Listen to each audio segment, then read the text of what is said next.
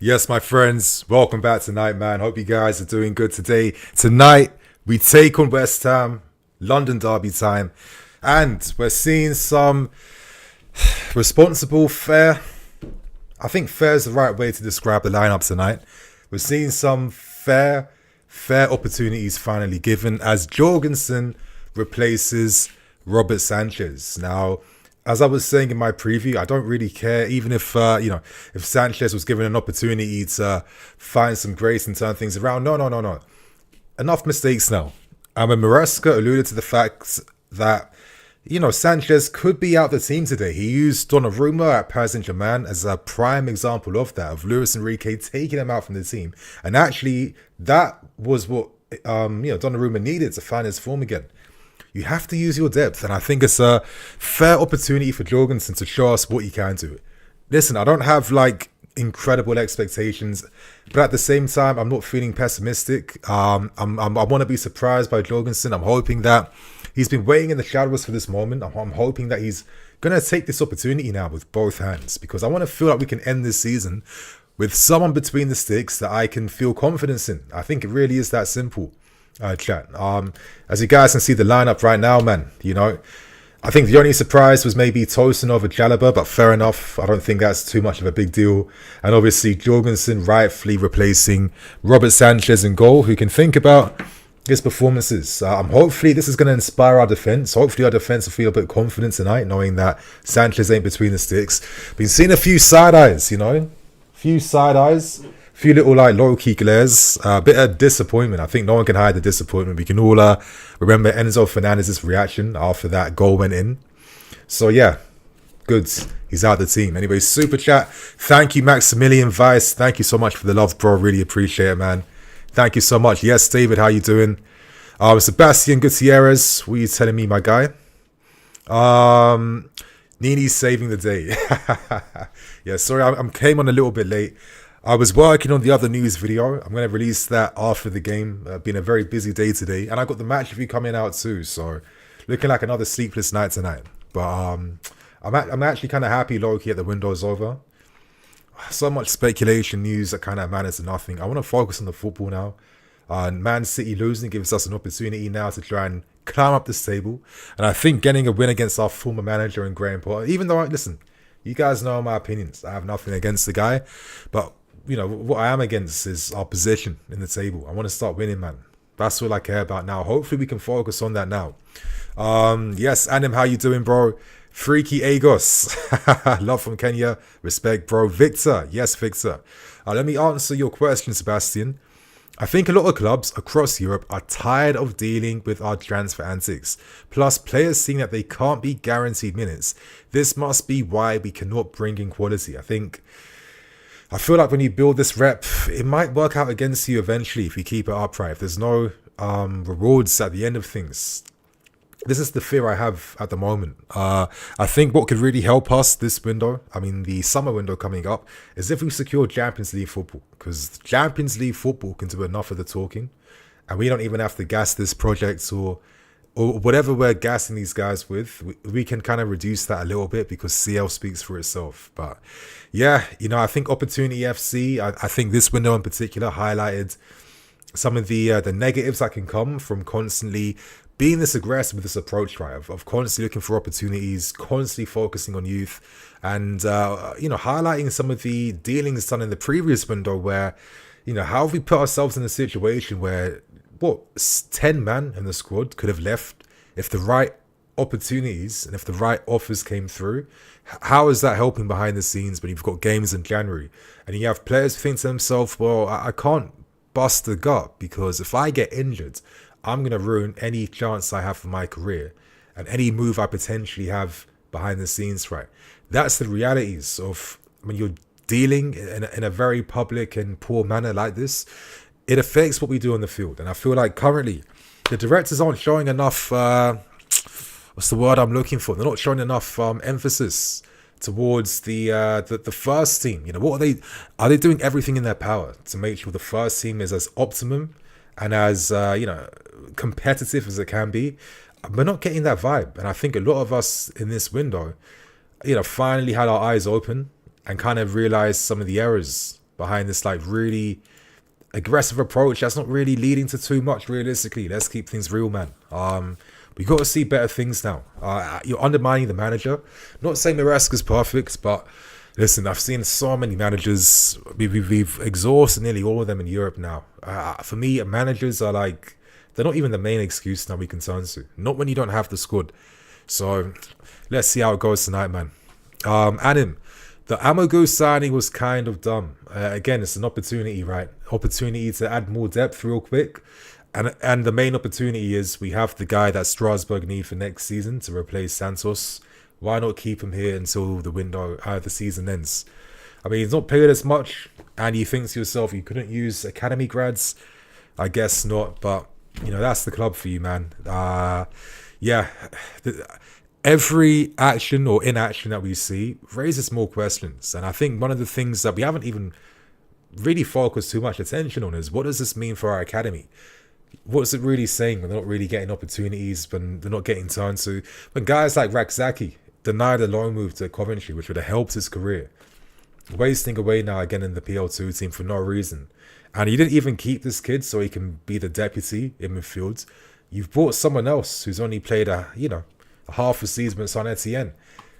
You already kind of prioritize the quality of that player over what you have here already. And it seems to be the typical story that we keep seeing time and time again, right? So, I don't know, man. It's, it's not all positive. I feel like when you assess the club right now, you kind of have to look at it both ways, the good and the bad, the grey.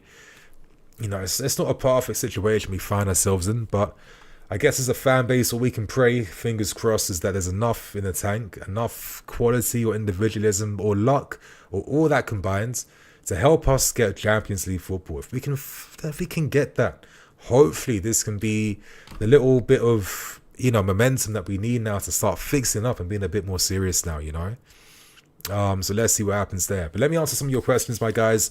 Game starts in 19 minutes time. What's your thoughts on the lineup, chat?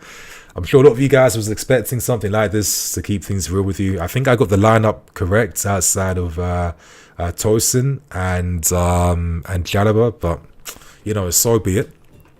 Chris, Bournemouth is class. Yes, Bournemouth surprise package this season, performing really well, and that testament for me, when you're director and manager are in tandem, you can do special things. As I keep saying, Iraola, he said this season, listen, if we want to push on, I need a squad that can run. I need runners. I need a team that really embodies my ideas now.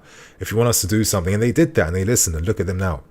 We're not seeing that with our directors and our managers at all yet, and it's it's making the fan base question what the priorities are. What's the utility behind most of these decisions? I think they're fair questions to bring up, to be honest with you. I think you can't be too cynical, but you can't be too optimistic either. I mean, you're not seeing enough to be, have your head in the sand and only see the starlights. I mean, relax a little bit, Victor, Nini, I'm having these feelings that Jorgensen is going to be on pressure because we have a lot of expectations from him tonight. I mean, sadly, I agree with you, Victor, I agree with you. But sadly, that's the reality. Every player finds himself when they go to the big established clubs. We don't tend to use as much context or understanding in these moments. Are you going to be the guy that can replace Sanchez? And if he has a howler or makes one mistake, the conversation then ends up being crap. We've got two crap keepers. The directors are even worse than we thought, blah, blah, blah. Yeah, it's weird. But you know what? I think one piece of goalkeeping news we can look out for is Kobel from Borussia Dortmund, because Dortmund have signed their replacement. What's his name? Dinat or whatever from Ajax. You're not signing Ajax's first choice keeper for no reason, unless you have plans to make him your established number one for next season, which I think kind of confirms the fact that they are preparing for life away from Kobel.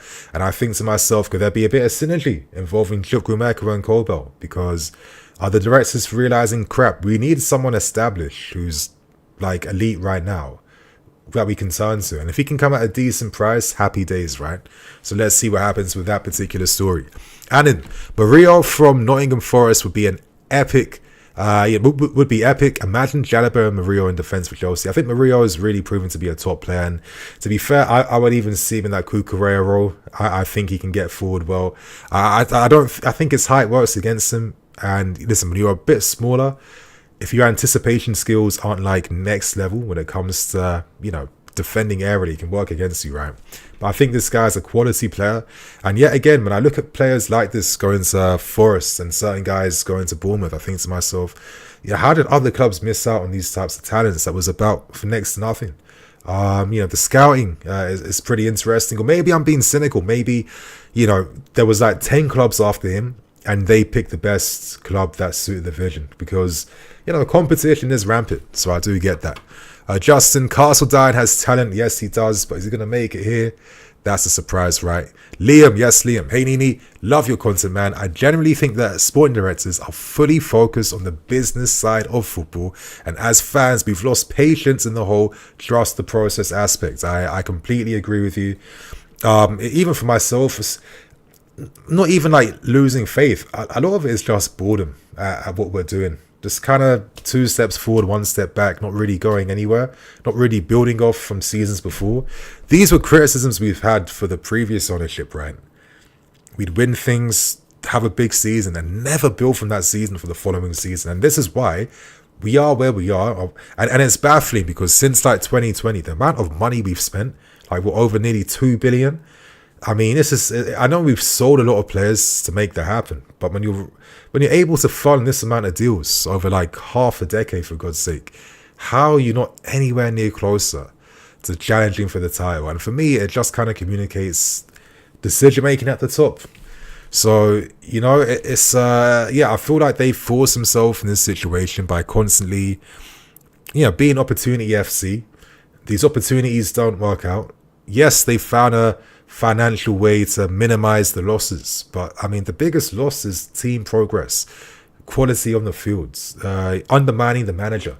They're the key things. The profit. I'm sorry, I'm not a mid-table club, but I have, or Tottenham, I have to really care about making money as much as that. And it's a bit of a shame that that's been the priority and the focus so far. I feel like if we, as you guys, what I've said, man, if we didn't waste all our time doing everything all at once, we could have been a lot more focused in terms of the direction of this ownership and iterated on things season by season, instead of, splashing a shit ton of money all of a sudden, doing like 10 different projects all at once.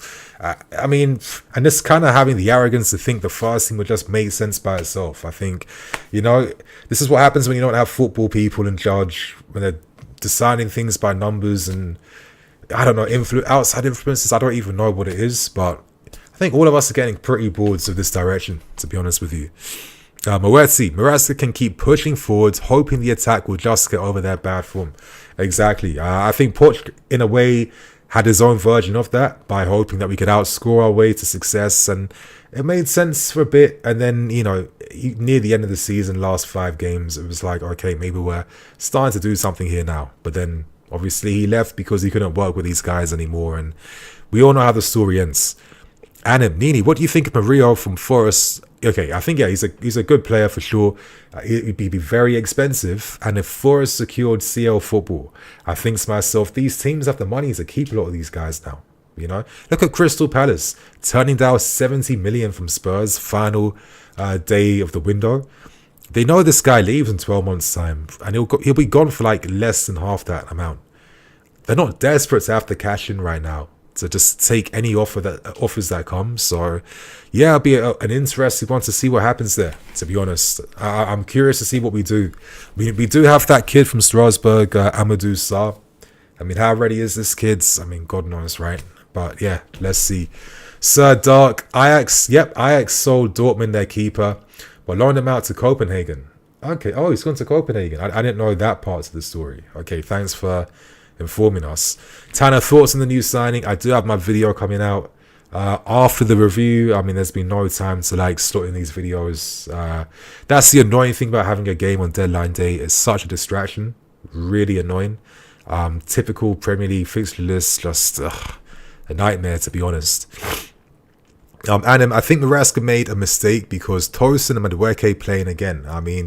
But Madueke scored in his last back-to-back games, 2 back-to-back games. I mean, you know, it's easy criticizing him, but my thing's always been, name me the person who's outperforming him. You know, who is outperforming Madueke? What, Neto? What have we seen from Neto before Noni? I mean, I don't really get that, bro. Freaky. I'm going to start calling you Agos. Agos, I blame the directors and Igbali for this mess that Maresca has because they have not provided him with the necessities. I mean, I hear you. A midfielder and a striker, unless we pull off a last-minute madness that's been moving behind the scenes, no strikers coming right now. And we're going to be suffering with wasting Nkunku's time. Yeah, Nkunku can leave here this season being the top scorer in the Conference League. That's amazing for his CV. And he probably won't even play the finals to add insult to injury, right? But yeah, I don't know, man. I get at the same time, listen, I understand that you're not like, it's not a guarantee you can sign anyone that you want in January, unless you want to overpay. I mean, that's the reality behind it, right? Like when we signed Enzo Fernandez, we overpaid dramatically to secure him in time for January. You know, I guess, you know, I get that you can't be arrogant to assume that you know, it's your divine right to be able to do that. But I just felt like, you know what I would have liked to have seen? I'm going to use Liverpool now as the example. I wanted to see just like short, smart, experienced, short-term options. Like, for example, when Liverpool signed Endo from, I think, Stuttgart, that's one of those signings where a lot of people just would not even think about, right? Endo, huh? But he's provided a great, valuable squad role with his experience and how he performs at DM. And I think to myself, with all this flipping data we're doing, I mean, you're telling me we couldn't have found like 1 or 2 like low-key bargains that could have really given the squad, not the first team, but the squad like a boost, the squad some depth. There wasn't that 28-year-old or that 31-year-old we could have turned to short-term. You guys know, you knew my thoughts. I said Mateta, he has a year left. Here's 30 million Crystal Palace, or here's Ben on loan and this amount of money back. What are you guys saying now? Little smart adjustments like that. I think that's all this team needs just to meet their goals this season, to meet a CL goal. Was there not that experienced DM we could have like signed that could have just offered us something surprising and something short term? You know, like he understands what he's here for. Yeah, it's good for my CV. I'm here for a year or two, get a little bit of a pay increase, and then I move on the following season or whatever. I don't know. But again, like, who are these guys on the market really? I'm trying to think, like, who is someone we could have turned to? Like, Benasser, I know he's going to Marseille, but I think he's a bit too small for the profile. I mean, one guy I would have been interested in, I was saying, Paulinho.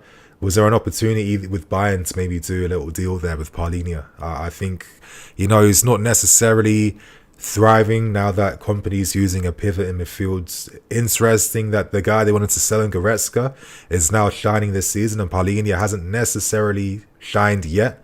He might come good second half of the season, but someone like that, you know, with his experience, his leadership, that's like one of those, like, I feel like if Mourinho was our manager and we needed like a backup guy, I feel like Paulinho would have been like a prime, you know, Jose player that comes here and gives us exactly what we need straight away without needing time to adjust. And he was like one of the best DMs in the Prem too before he left the Bayern. So I don't know, not even one link there. So I guess what's the reality behind that? But he would have been someone I would have even thought, you know what, Bayern, if you want to have Nkunku, we want Paulinho, but straight swap deals.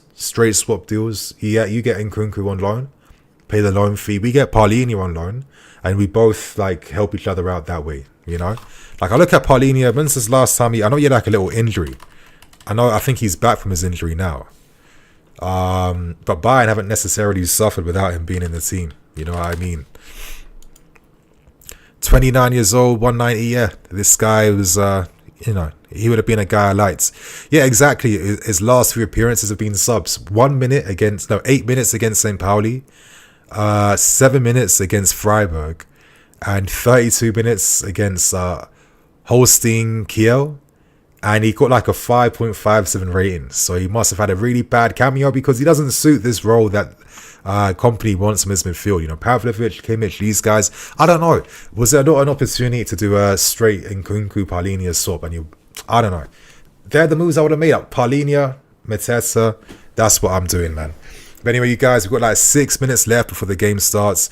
I can't help you guys out with links today because I'm watching this through Sky. Obviously, wasting all this money every year on Sky. You know, the rare times they're showing the game on, obviously, I'm going to have to take full advantage, no?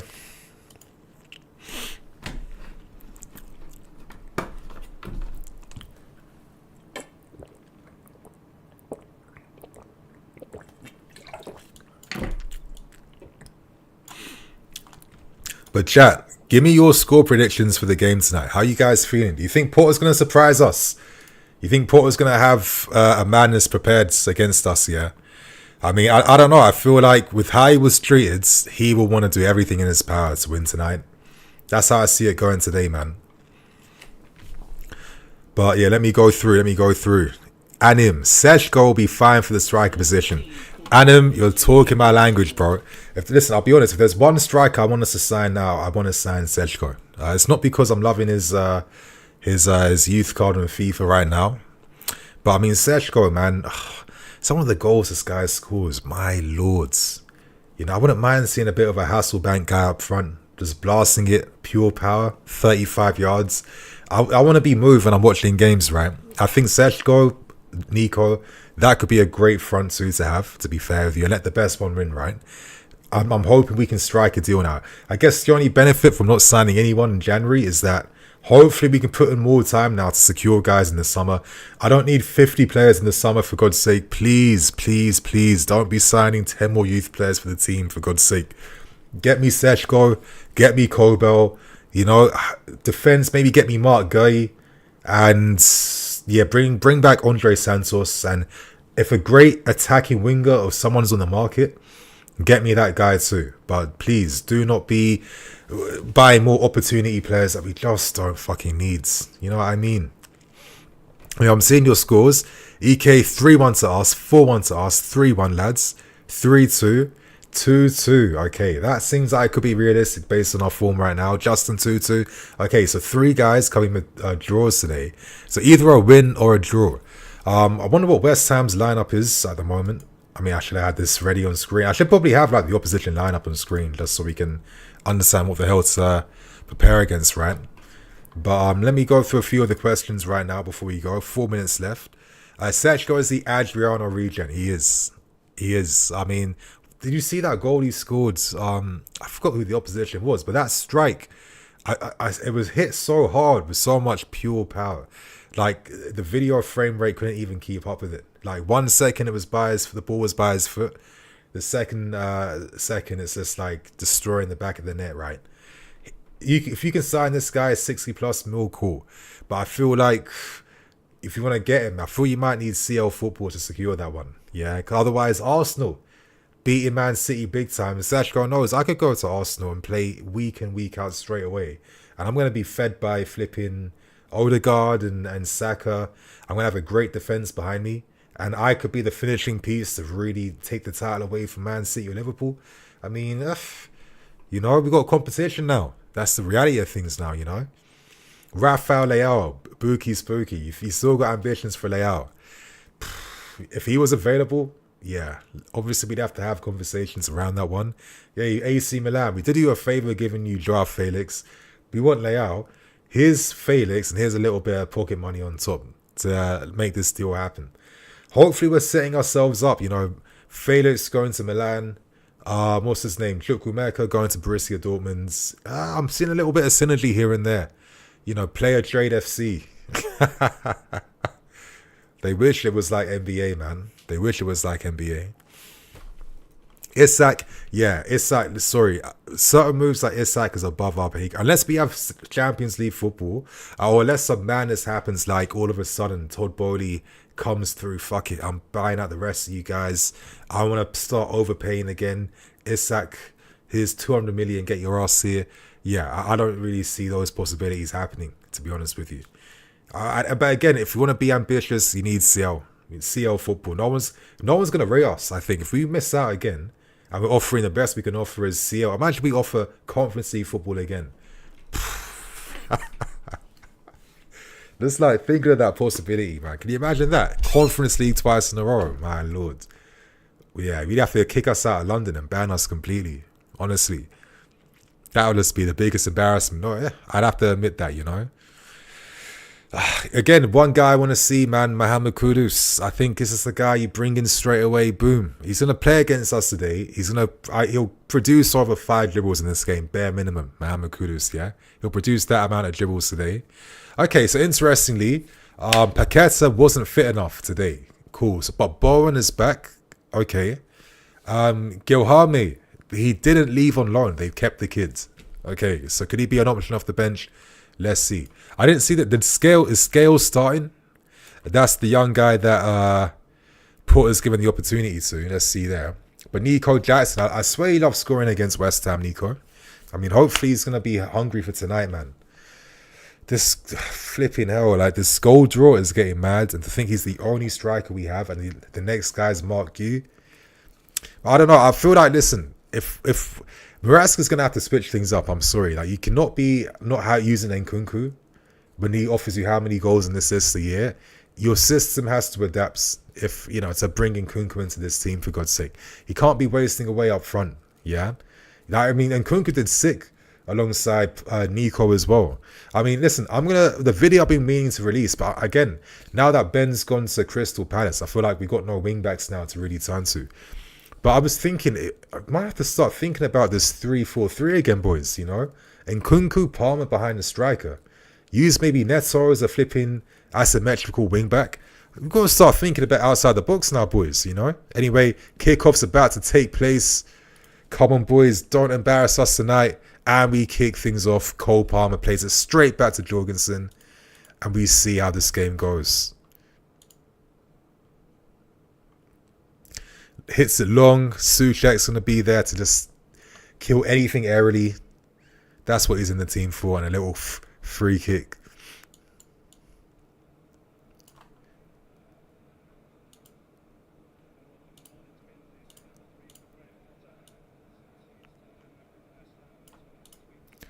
Okay. The scorelines are adjusted. Plays it back. Nico puts pressure on. And Kukurea is there reading the danger as always. Sancho couldn't control that. Hit long again. Cole just hits it into an area. And West Ham are about to take a throw-in right now. Wan-Bissaka back to Kufal. Kufal playing the Aspie role for West Ham this season. Fabianski hits it long. Do we get that again? Levi. Palmer. Good play. Okay, good. Keep the ball, boys. Yes, Corwell. Smart play. Back to Jorgensen. Already 2 touches in the first 1 minute. I want to see, personally, Jack, I feel like Jorgensen's, I know he's not played against quality opposition, but I feel like his passing has been a bit more something compared to Sanchez's. Like, Sanchez's passing still ain't been all that, realistically, you know? Like, if he can't pass and he can't concentrate, that's a recipe for disaster. That's the absolute recipe for disaster. I don't think we need to have the maddest ball-playing keeper, but we need something. Anyway, Reece James, Nico Jackson. He can't pin the defender. Tries to hit the shorter first time, but I think we win a corner from that at least. Okay. That was a nice ball from Reece James then. Nico points where he wants it, and Reece James is going to find you. Okay, you want the ball there? All right, say less, bro. All right, I'll play it there. Don't have to worry about me. Enzo back with his misses now. Listen, his misses sound like a real one, you know. Good thing that Enzo matured up and realized, yeah, you know, I was making a bit of a mistake. But obviously hearing that one of his Argentinian teammates was trying to slide in there, man. These footballers and their lifestyles. It's just, yeah, just diabolical at times, to be honest.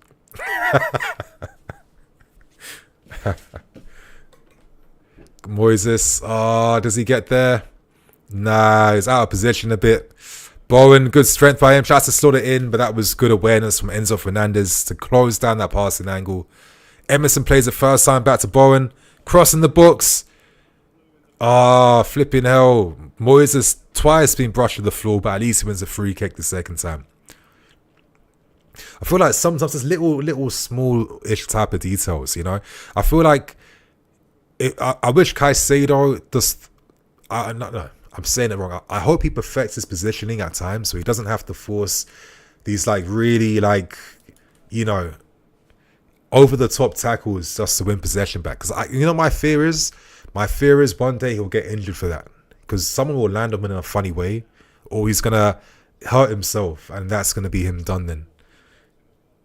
But I feel like if he's in the right position, like Kante, if you realize that Kante never had to really get forced into doing like these mad type of challenges, right? You know, we didn't see N'Golo Kante having to like do many slide tackles too often, or have to like stick his weak foot out in weird angles to try and win possession back. He was in the right position to win the ball back at the right angle. Just little details like that. Obviously, Moises is like 10 years younger than N'Golo, but I'm hoping he can add that to his game because that will give him longevity in his career, you know.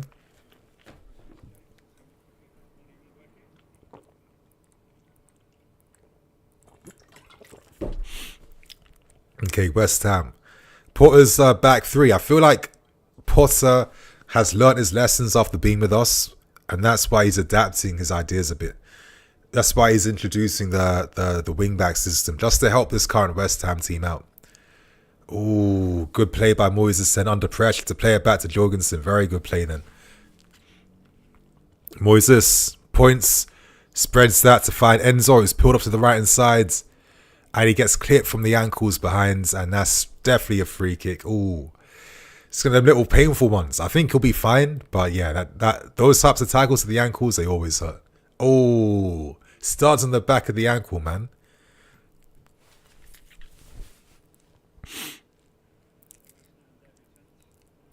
Moises spreads it wide to Cucurella. Back inside to Levi. Bit of a makeshift back three going on. It seems like Palmer's more peeling off to the left-hand side again. I kind of miss how Noni and Palmer would play together, I have to say. I mean, I get why Enzo does that to free up Palmer. But I miss that connection Noni and Palmer had. We've not seen that at all, like, really this season, which is... I mean, we saw it under Pochettino, and these guys came to life, right? But... I don't know, man. It's a little bit annoying. Corwell, Kudus takes out his feet very well. See, like, Kudus is like one of those, not chaos players, but like, he just makes things happen out from nowhere. He can turn the game on its head. He can go past 3-4 guys, and like, it feels like this guy is like a Chelsea player, and he's playing for the wrong club right now. You know, he's got a release clause that activates in the summer. Sign this brother up, man. Anyway, Jadon Sancho up against Wan-Bissaka. Quick feet, no support by Sancho, plays it back inside. Oh, beautiful touch by Palmer. Beautiful Palmer. Oh, what a silky ass touch from Colin. You see that? That was just so fast. I have to see a replay, man. Look at that first time pass. Oh, Cruyff pass, yeah? And he goes to try and blast that to the far post. Like, he was already 2 steps ahead. Cucurella, good play. Good defending by Kufel, though. Reese is about to take this.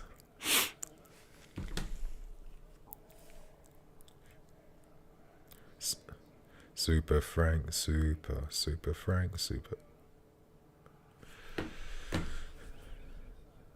Emerson as Cucurella. I swear Emerson's been at West Ham the same amount of time he was here with us, right? Oh,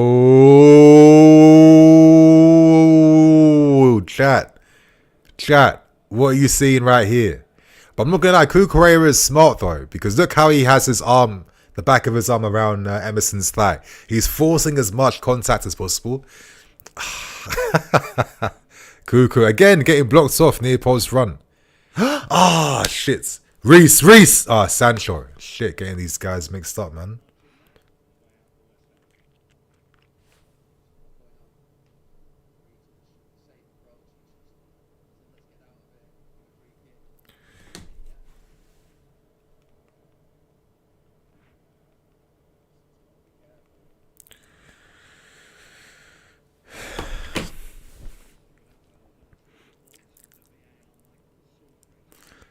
Long goal kick.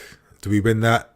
Corwell's there, heads it up. Nico gets underneath that, but West Ham maintain the ball and hit out of play by Cresswell. Or not Cresswell, Irving.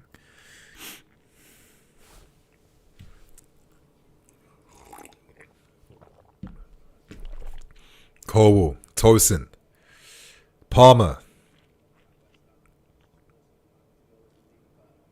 Played Palmer. He's looking for opportunities. Finds his buddy Madwake on the right hand side. Oh, great pass by Palmer. Oh, Nico's idea was good. Tries to get into the feet of Enzo, but Enzo don't read that. Anyway, kudos. He makes Nico Jackson, keeps possession somehow, does a 1-2, and look, kick starts an attack with West Ham. This is what like the good players do, you guys. Little actions like that. Most players in Kudus' position, they get dispossessed, they lose the ball, and West Ham don't get the opportunity to attack right now. Like, that's the little differences that add up to help a team, yeah? Yeah, I mean, this is what I mean. Like, if Kudus is on the market and you don't sign him, then we're absolute fools, to be honest. Like, he would suit Maresca's ideas down to a T. Like, you could even play him in the middle alongside Palmer quite easily. I mean, yeah, if we don't sign him, I'm going to be very disappointed, to be honest. Tosin. We're seeing Enzo a bit closer to Nico. Palmer on the left as well. Ball over the top. Nice run by Nico Jackson. Times up well, stays on side. Ball's pushed out wide, but Nico's there. The pass just forces Noni back a little bit, man. The details matter. The details add up.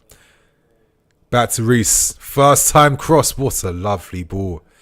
Don't you think it's such a shame that we don't have that aerial gunman up front?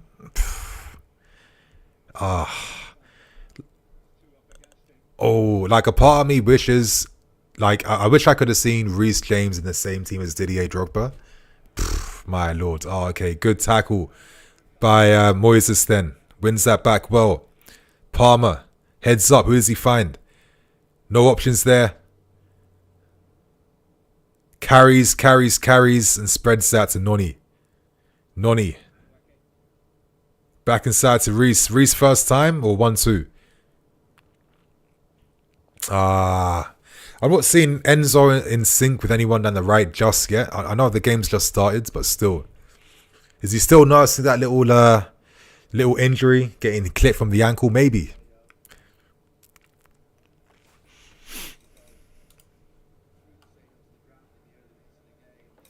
The pressing is there. Corwell is crap. You've already seen him being crap already, bro. That's crazy. That's mad. Roblox, hey, Blues for life. Can you say hi to me, please? Yes, Roblox, I can say hi to you, man. I appreciate the love, bro. Thanks, Roblox. Thanks, man. Yeah, I wasn't ignoring you before. I just didn't have the chat up on my screen, but now it's back on now. I mean, again, West Ham, you know, aerially set pieces that they'll hope to like milk something there, right? Look at Soucek just being a big brick up front. Bissaka. You know, I want to minimize the free kicks we give away. And obviously, Kudus. That's what I see the West Ham threat coming from. Set pieces, Kudus, maybe the odd counter-attack. Okay. Good defending, Kukurea. Kudus. Back to Kudus. Oh, good pass.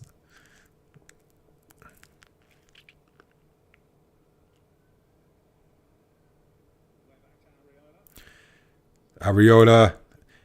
And Reece James is there to win that bit of head tennis. West Ham aren't afraid to play long. They get to keep their positions at least.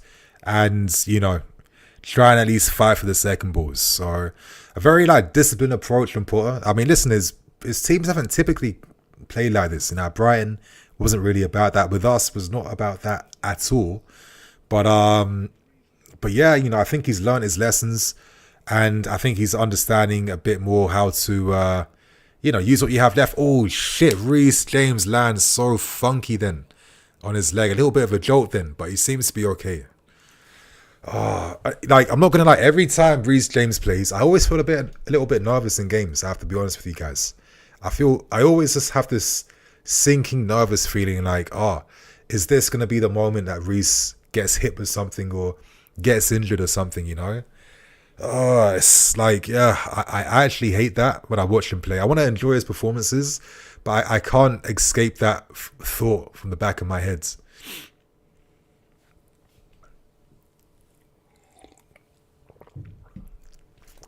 Psycho, I don't have a link. I'm using the Sky app. That's how I'm watching this. So tonight, I don't have a link for this game. So if you guys want to help each other out, chat, like, show us some love, send your links, let us know. I know there's like a link, VIP books or something, VIP books. Like, maybe Google that. I can maybe pin that comment somehow. I'll do that in a sec. Okay, Palmer. He's dropped deep. A little bit of a shimmy. Creates more space. Who wants the ball? Who's coming to him? Kudus. How is this fake guy, man? Again, the movement in front then. Like, you're looking for passing options. I see Cole Palmer on the ball. He's like, who wants it? Who am I passing it to? Like, where's the option?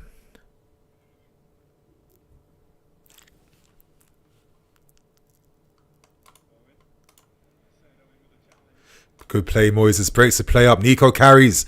Yes, he finds Noni. Can we take advantage out from the counter-attack? Noni cut inside and shoots. Yo, fuck, man. Noni, that's on your stronger foot, bro.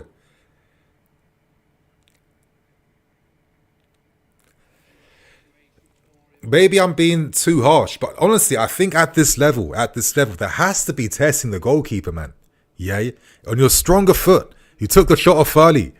Oh, Noni, man. Noni. That can't be on target, bro. Noni. Oh, I felt like he should have set himself up with the shot a little bit better, and he could have got a bit more purchase on that curler then. Like, when you get these moments against West Ham, like when you see Arsenal score goals and City score goals in Liverpool, it's from these moments. They don't need to produce 50 of these counter-attacks to score a goal, yeah? When they do that, there's quality at the end of that, and that's what we lack. That is what we lack, yeah? Cutting inside on your stronger foot, that's mad to me, honestly. Not even testing the keeper.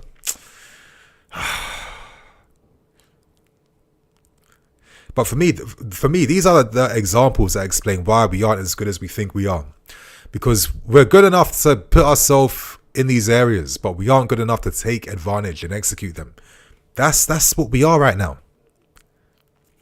When Esteval comes next season, am I expecting Esteval to be getting that on target a bit more than Noni? Probably not. Okay, good play, Reese. Wins it off Kudus then. Noni wins the free kick. Okay.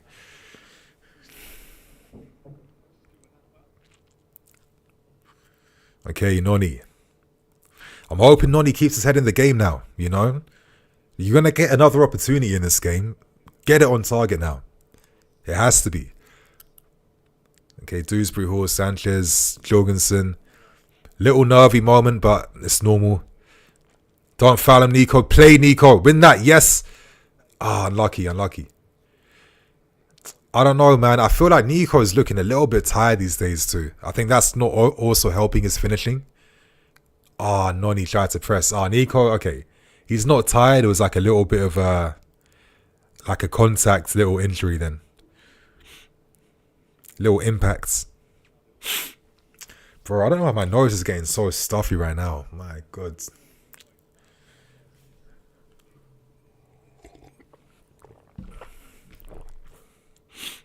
Wan-Bissaka, shit, changes direction. First time ball across the box. Well defended by Tolson then in a good area to deal with that. Wan-Bissaka. I mean, I've always thought he's been like a decent-ish player, Wan-Bissaka. I know he's got like clowns sometimes, but I never really understood that. I think he's a solid Prem player, Wan-Bissaka. Anyway, this is the time now. I'm a little bit nervous. Set pieces. West Ham, you're playing for these moments. You're not going to get 20 set pieces because you're not going to be attacking us down the flanks too often. But when you get them, you're expecting quality. Soucek, Kilman, some big guys at the back. Jorgensen defending a set piece now. Yeah, it's not the Conference League now, bro. It's the Premier League now. So I'm hoping these guys are ready, picking up their men. Into the 6-yard box. Oh, shit. Oh, near post, Jorgensen. Good save. Good positioning, Jorgensen. That kind of came from nowhere then. See, look, they're trying to put pressure on Jorgensen, Kufal on Jorgensen, and Jorgensen, he drops down his left knee to stop that ball going through his legs then. That's close stuff, man. Good, come on. Jorgensen, you got this again, man. Like, that's the only thing I rate about Robert Sanchez is these moments here, set pieces. He's not getting bullied off. Oh, kudos. Good defending, Tosin. Oh, shit. That's all you need. That little bit of luck. That volley going in, top corner. But that's the Premier League for you. Like, why is Irving even thinking about attempting that then? Like, it makes you realise that obviously these guys are the pros, aren't they? Are the best of the best. They have this in their locker, all these guys. But yeah, a little bit of West Ham gave us something to remember them for in their threat. We have to watch out for set pieces in this game today. Tosin, long ball in behind. No one's there. No one's there. Bit of a waste, Tosin. Could have just kept the ball then, you know? Like, sometimes I want my defense keep that control and, you know, allow the team to get on the ball a bit more.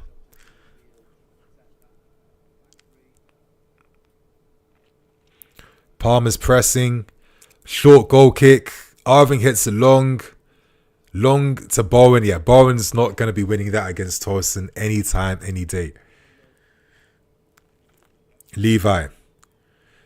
In a game like this, it makes you think, do we really need like a back three? I mean, I get it. You have to respect Kudus' counter-attacking threat. I get that. Anyway, Palmer's dropped deep now, essentially. Has a bit more license to roam, Cole Palmer. In that little box in the middle of the field, Palmer's allowed to operate anywhere he wants to. Anyway, Tosin into the feet of James. Everyone's between the lines, but again, Noni's on the ball. You know, why is Enzo not making the run far wide then? It's like we play a bit too like boxed in at times. Like, you guys you can visualize it, right? You got like two guys holding the width, and like within the middle of the field, the game is being played there. I feel like that's why at times we aren't able to show too much quality out wide. You know, sometimes, you know what I like to see, Jack? I would like to see us overload one side to free up space for the other side. Let's mix it up a little bit, a bit of variety in terms of how we break teams down. Look, Noni by himself, 2v1. I mean, I say this because if Esteval comes next season, I'm not expecting Esteval to be finding solutions against 2v1s every single week, you know? It don't work like that. Like, sometimes overload one side, you know? Palmer, Enzo, drift wider to Noni. Try and release him. Try and create that 3v2 out wide. I feel like a lot of the overload football we saw during the start of the season is being controlled a bit better. Obviously, we're seeing teams like West Ham now using like a back five to match us in our positions. I mean, I get that. Played... but it's just like we get crowded out a little bit, you know? Oh, okay, Corwell's brought down then. But West Ham, you know, they're aggressive to press when they have to be.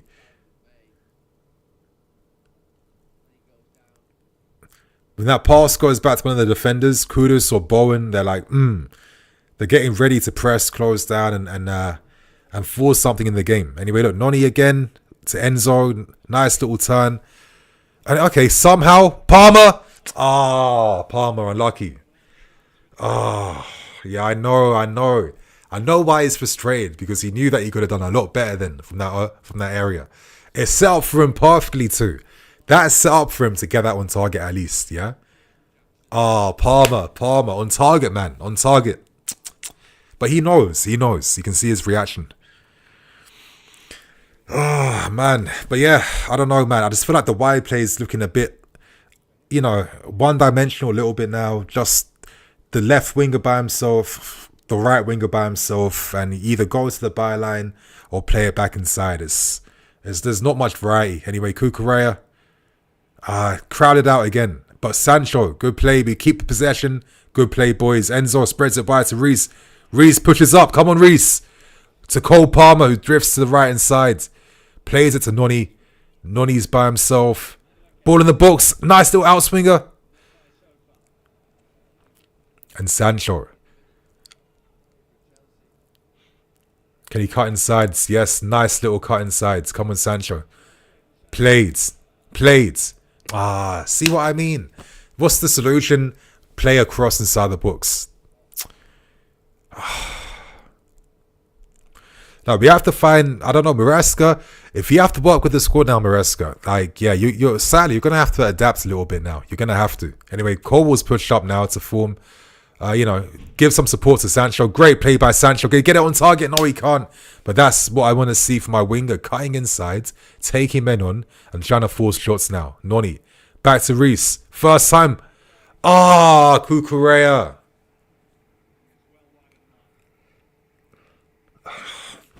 I feel like 3 moments, at least test the keeper with them, right? Look, unmarked. He was in the wrong position completely to attempt that aerial then. But he was unmarked in the books. 3 moments to at least test the keeper. Maybe I'm sounding, a bit too much of a purist. But I'm sorry, when I look at the top teams play, they make sense of these types of opportunities, right? Like they force things from these moments. Like, unless we're like creating 1v1s with the keeper or just like bait stuff, But listen, it's not been a bad start. It's not been a bad start. I'm not going to say we've been awful. Like, to be honest, I wouldn't even take. I'd take like a responsible win today, like a hard-fought win. I don't have to see the best football I've seen this season tonight, to be fair with you. Anyway, Levi. Cucurella's pushed up. That's it. Cuckoo. But forced back. Where was Sancho then?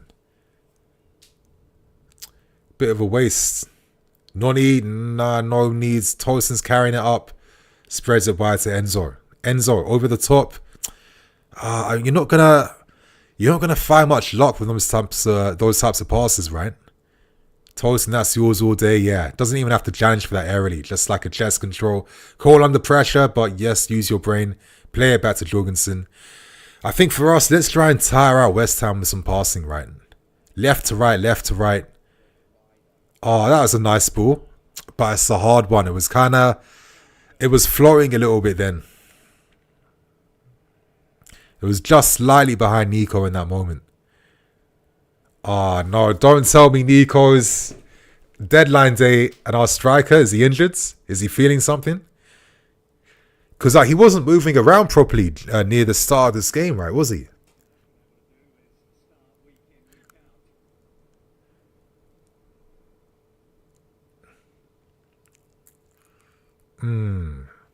Is there something here? Is he feeling something in his... Is it his hamstring? Or is it just contact or something?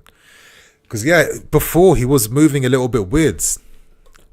Is he still feeling something in this game? Bro, can you imagine that? Nah. I mean, it would be peak irony, right? If Nico ends up getting like an injury in this game on deadline day and we have no striker to turn to outside of Gu and Nkunku. See that in this area here, the replay's showing that between himself and Bissaka. You see that little slip then when he was winning that ball off Wan-Bissaka. See that little slip? He felt the back of his hammy then. Yeah, and then he was hobbling a little bit.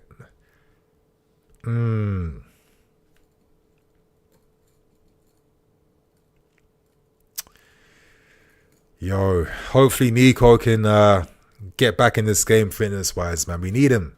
Sadly, we need him. Anyway, it's an opportunity now for Maresca to talk to the team. Okay, Gu's coming on, so Nico's off. Okay, Nico's off. Gu's on. I think Gu's the right move because I think we need the pressing, which is a key thing. This is a big opportunity, a moment for Gu. Jorgensen, Gu. A game for the squad guys today. Mark Gu. I'm hoping this... Okay. So Nico might be staying on. Is that it? Are they saying run out for a little bit to see? Like, don't force it, man. Like, please do not force it. If you're feeling something, just come off. Like, I'd rather be precautious. Anyway, I got a super chat. Oh, David. Thank you so much, David, for the super chat, man. And again, I appreciate all the support from you over the years. Really do, man. Thank you so much, David. Your question, the untrained eye, but seems like our system is growing more and more stagnant by each game. Your 3-4-3 idea is interesting. Seems like a few tweaks are needed. Crosses aren't really moving the needle. I completely agree with you, David, and thank you for acknowledging some of the points I've made. But in my head, I just look at how we use the wingers. I know the wingers, they hold the width and stuff like that. But the moment they're on the ball, like a lot of times, they're forced to go to the byline to put in a cross into no one, or they're forced to play it backwards to a teammate. There's not enough momentum in those areas. And I don't know, I feel like it doesn't have to always be a formation thing, but can it not just be like a strategy thing? Like, can we not overload one side at times to free up the opposite ends? That's what I want to see a bit more of. Or do we need a bit more structure? Instead of Cole Palmer having like full license to run where he wants, should he maybe be more down the right hand side? I feel like we saw a lot of interesting combinations between himself and Madueke, and I think you can recreate that with Cucurella, and Sancho have a pretty decent understanding down the left. But it does feel like it's a little bit stagnant in terms of how we're playing, and in terms of how teams are kind of understanding how to defend against us. We don't create that many unique opportunities in game, right, to unlock teams and break them down. Outside of transitional moments and counterattacks. Anyway, Noni, can he cut inside? He does. Into Enzo's path. Oh, that was a decent attempt from Enzo to scoop that pass out of his feet. Hits that first time, which is the right thing to do, hit it early, but just wasn't able to direct that then. But again, these nearly half chance moments, nothing on target again. But I think what can be done, again, my idea for a 3-4-3 at the time, I was thinking, if you're going to keep Felix and Ben Chilwell, if they're not going to leave, is it time to introduce these guys? I had an idea, play Felix and Palmer close to a striker, have the wing backs offer the width. I feel like there's creative opportunities to try something a bit different, right? I wouldn't even mind seeing Neto as like the asymmetrical left winger. I think he could suit playing there a little bit. And, have Reece James or Gusto then down the right hand side, creating that width. I don't know. Again, I'm just an armchair fan. You guys know that. But again, I just see how boxing everything is. We play in this like lane in midfield, and it's very much we're stuck there all the time, like in this lane. Like all our players are occupied there. But like once the ball transitions to the left or the right, I don't see enough fluidity. Look, Sancho's dropped deep, but who's beside him? He's by himself. No one's close to him. He's forced to play it back now to Levi Cole. Like all these moments you find the winger wide. Is there not an opportunity to do more then if there's like better support for that left winger? Like, can the team not move together? I don't know. Anyway, Palmer, good play. Back to Madueke, another in-swinger to Cucurella somehow. Sancho, can he get out? Short left foot. Not on target again. I think this is like, our second corner, first corner? But it's like a very, again, it's always this cross. It's always the in-swinging cross, time and time again. Always that same cross. Again, Sancho, why are you not trying to aim for goal? Like, you're looking for Nico instead of looking to test the keeper.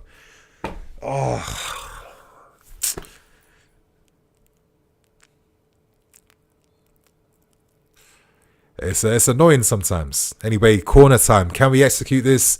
Reece James, second corner attempt. Oh, the 6-yard box, dangerous. Defended well by West Ham. Oh, come on, that's yours, Reece. That's Enzo's. That's someone's. Fucking hell, Enzo. What kind of pass was that, Enzo, for God's sake? What a stupid pass.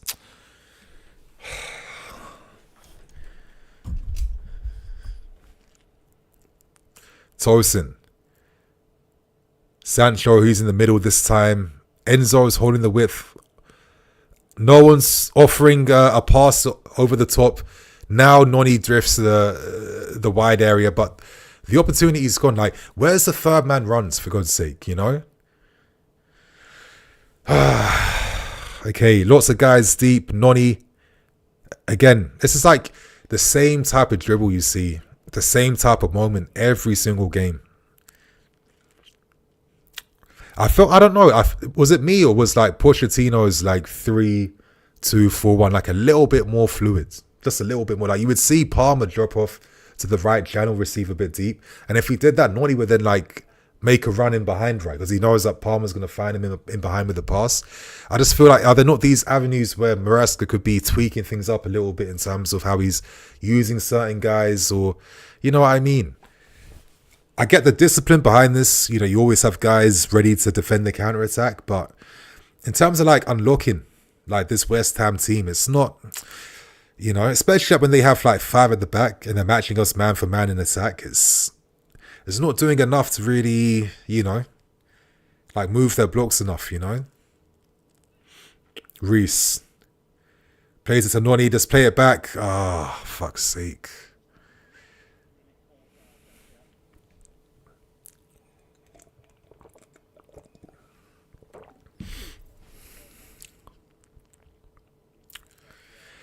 I mean, I guess the only disappointing thing so far, yeah, we've got control of the game, but just nothing on target. Not forced to keep her into like one save, right? In this whole half. Hodag, our pattern of play is trash. That's on the manager and our lack of physicality plus confidence in the striker. Yeah, it's on a few things. It's definitely on a few things. But it feels like Maresca's going to have to tweak it up a little bit now. Like, he can tweak it. We've seen him tweak things a lot this season. He'll have to do that again. You know, I don't even mind just seeing just a bit of Palmer and Noni together down that right hand side.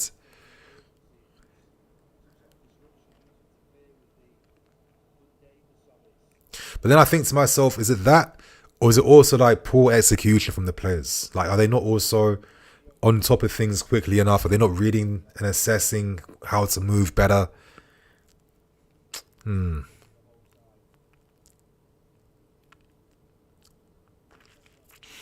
Set piece time. Tosin. That's ours. Bowen gets his hand on that somehow. No, Suchek. Kudus brings it down.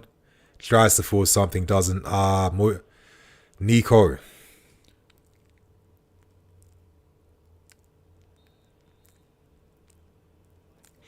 It's a yellow card, no?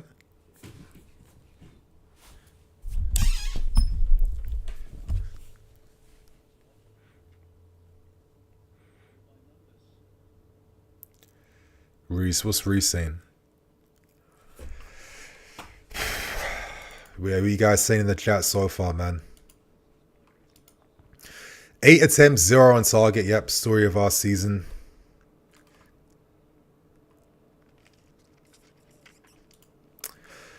Facts, no energy. Yep, EK, we don't have any control of the game, man. Poor performance so far. Poor intensity. Dextini, what's your thoughts on going with 2 strikers and revamping it? I'm here for a few tweaks, yeah.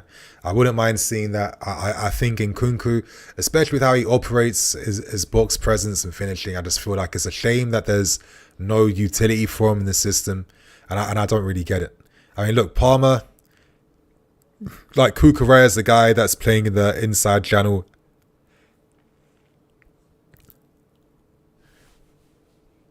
Okay, Enzo, good play by Enzo. Yeah, Nico. I think Nico will probably go. I think he'll get subbed off start of the second half. He just looks a little bit like he's not comfortable in the field. You know, like when you're seeing players making mistakes and the ball's bouncing off them a little bit, it's like, yeah. This guy ain't feeling comfortable right now.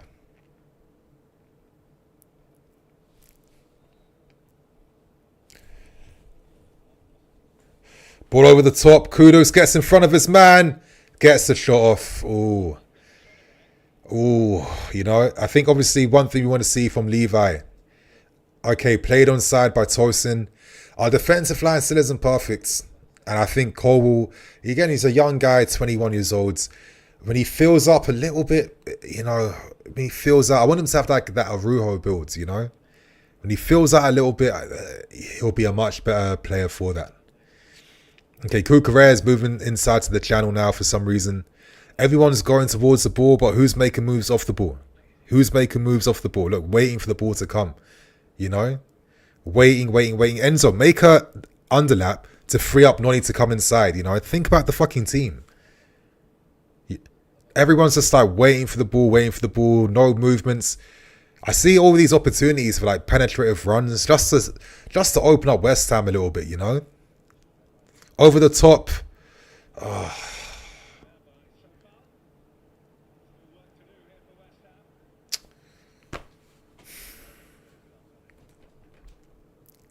Oh shit.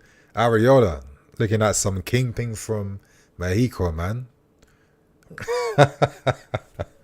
I've not seen that trim this season, to be fair. That's a new one. Too easy, Sancho. Too easy. Come on. Light feet, quick feet. Yes, Kukurea. He's there to intercept. Look, Enzo. Nah, we got no man there. Let's be serious. Back to Reece. Noni, come on. Enzo, make that run. Oh, come on, Enzo. I've not been too impressed by Enzo so far in this first half, I have to say. It's crazy to me that, you know, you got these Chukwuemekas and guys like this. Yeah, Maresca will see no utility in using them. Yeah, he's gonna simply have to adapt now, Maresca. I'm not gonna be sympathetic towards. I get the squad's not in your image, but I'm not gonna be that sympathetic that you're not gonna problem solve and find better solutions. I'm sorry. Oh, fuck's sake. Can you imagine that? Valentine's Day. I'm going to have to cover the game at 7 p.m. on Valentine's Day. Oh, these fixtures, man. I have to warn the missus in advance that we're doing nothing on Valentine's. Maybe that's a good thing in my favour. I get to save on some money. But still. That's the world we live in right now. Valentine's Day games. Friday night games. Anyway, Enzo releases Nico. Who's there? Into the feet of Madueke. Good pass. Can we take advantage here? Noni to Sancho. Cut inside. Take the fucking shot off. Oh, but nothing's ever on target with these guys, man. Nothing's ever on target with these guys. Like, nothing is on target with these guys, man. Another counter wasted. Leaning back. Oh, man. Come on, man. I'm sorry. It's not good enough. It's really not good enough.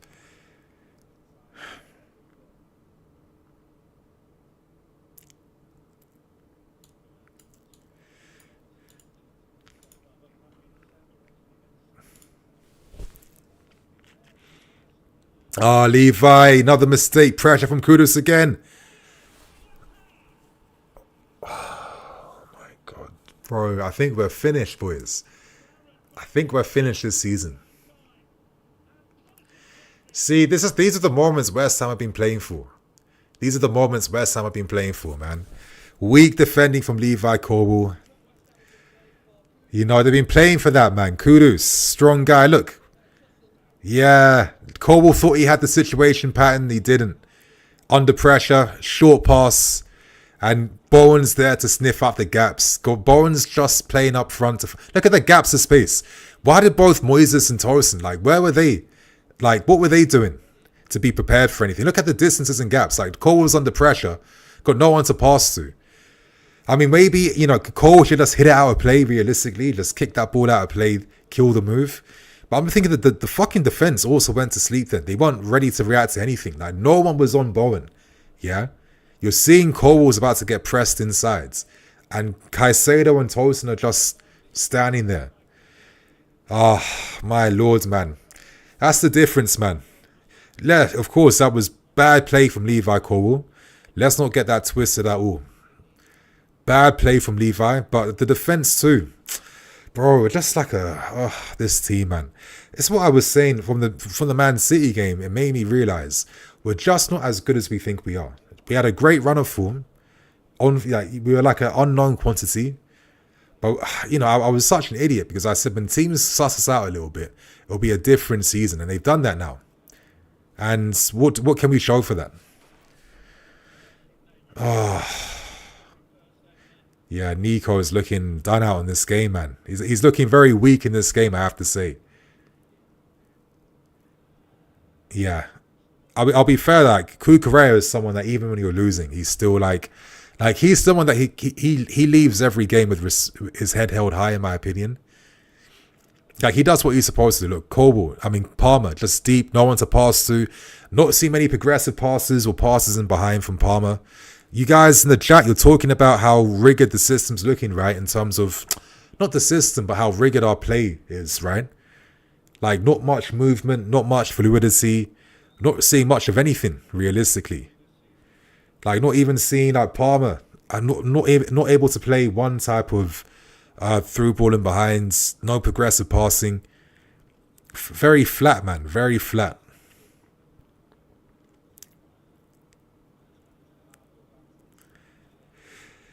Yeah.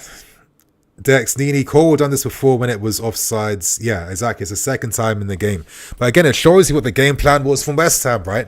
You know, every time the ball's played back, you're seeing either one of Bowen, Kudus, instant pressure on the back line. Instant pressure. Anyway, this is a moment here. Can we just somehow, like, fluke our way back into an equalizer? Set piece, right before the first half whistle blows. Is there something here to force?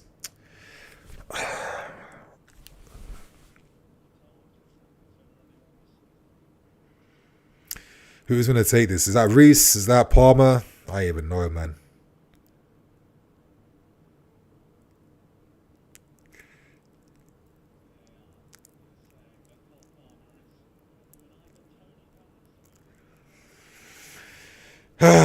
This is like the only opportunity to get this on target, but realistically, it's not going to go on target.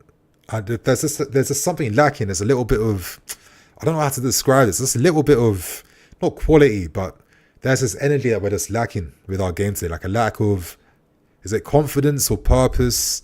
But something's definitely lacking in this game. Oh my Lord, Palmer. Wow, what's a free kick attempt from Cole Palmer then? And what an unreal save from Areola. His first save of the game. My Lord. My Lord. Hollywood save. And that's his first save this entire half, was that. He had nothing to worry about this whole game. And when he was called upon to step up for the team, Areola did that then. Come on, man. Can we get this from a set piece, boys? Near post. Ah, shit. Handball! Handball! I don't even know if it is, but I'm going to say handball. I'm shameless for anything, man. Okay, Moises. Oh, Moises. Yes, Moises. Played Moises. Played Moises. Played Moises. Very good play under pressure for Moises, man. Very good play. Moises. Spreads it wide to Palmer. Yes. Find your boy Anoni, man. Cuts inside. Drops back inside again. Carries it inside again. What's he going to do? Is he going to try to take the shot off? Every man's just in the box right now. Back to Palmer. Outside the box. Ah, shit. Come on, someone peel off. Make a run out wide. You know, stretch West Ham a little bit, man. Sancho. Ah. It's just that there's no quality from play like this, is there? Realistically. There just isn't. Okay, crossing the box. Yeah, that's what West Ham want us to do. They want us to cross it in the box because they got three big guys at the back who are going to deal with that, man. Back to Reese. Another cross to no one. Fucking hell. Like, you see, we just are so limited. And we're forced. We're like, why is that this football club? We're constantly forced to play towards the opposition's favour. Like, under Tuchel, it would be like this. Under Maresca. Again, at least a second shot on target comes courtesy of Cole Palmer, who's forcing something now. I don't know, what the fuck is Maresca going to say? Like, what is going to be the game plan solution?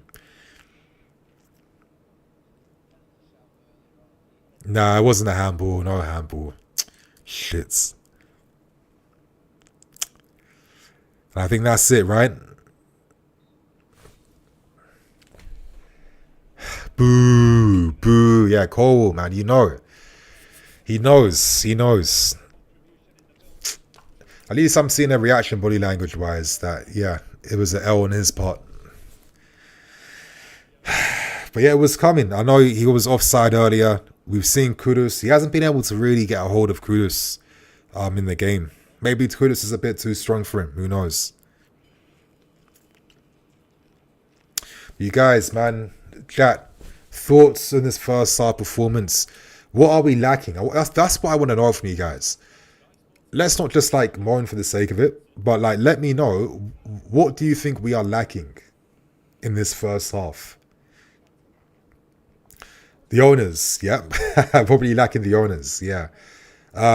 Balin, yeah, sorry bro, I don't want to disrespect you by butchering your name, but Balin, I just feel sorry for the fans who pay to watch this madness. Yeah, man, it's been like this for a few years now. AB2X, there is no way we get back into this, turn it off. It feels like that a little bit, right? Like, oh. And there's no like real options either to really turn to help turn things around. O'Neill, okay, missed that. Gosh, we are crap. Yep. Christian, shut up. Levi's mistake is lacking. Yep. Jackson is so clumsy. I think, to be fair, he's not looking too fit on the field right now. Ronald's, Cole and Caicedo looking suspicious. I think, yeah, I think Cole's found it very difficult against Kudus. I think Caicedo's, you know, at least he's saved a few situations. Dylan, Jackson is simply not good enough at the moment. And this is the thing, you don't have a number 2 you can turn to, which is mad. Abdul, Nini, bombard the center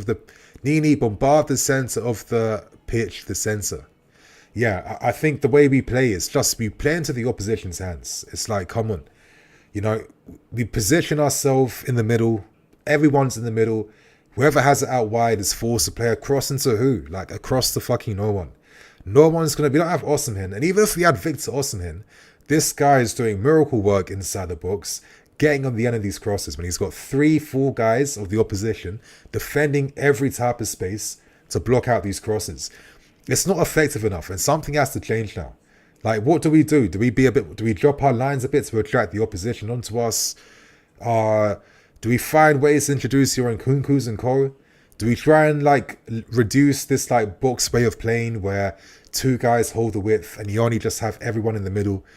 I would like to see a bit of overloading here and there. I know like once upon a time, we used to be overload central. It'll be like one overload to the left, force the isolation of the opposite sides.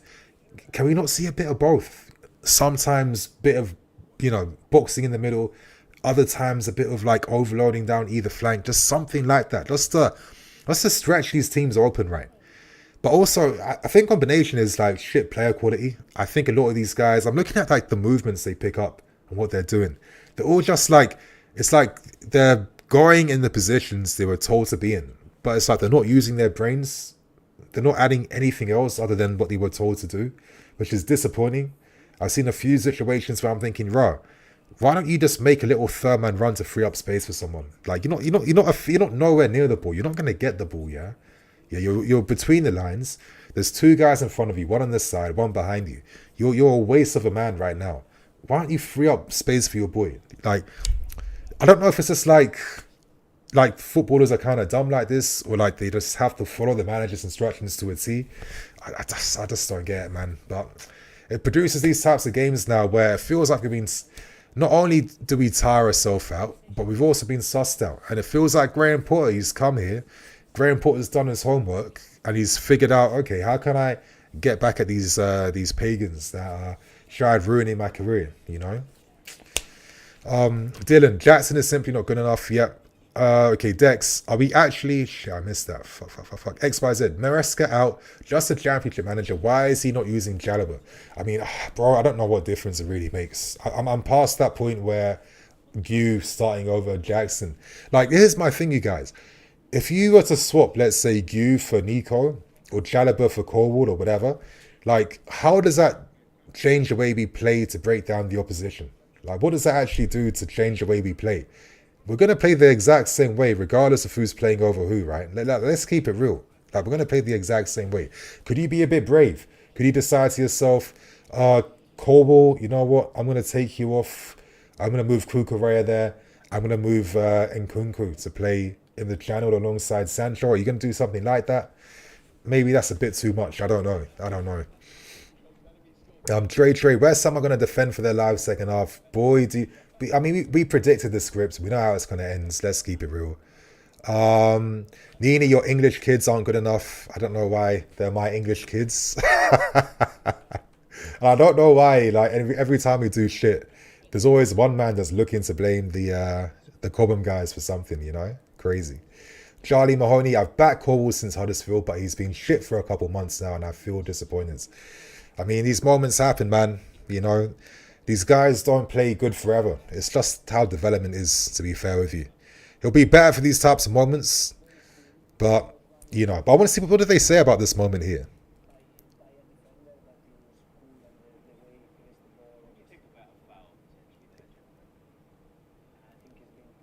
Yeah, no foul. It's not a foul.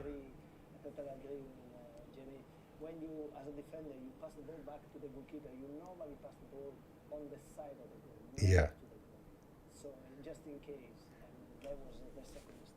Yeah, so Zola said it. You pass it to the side of the goal. You don't pass it to the middle of the goal.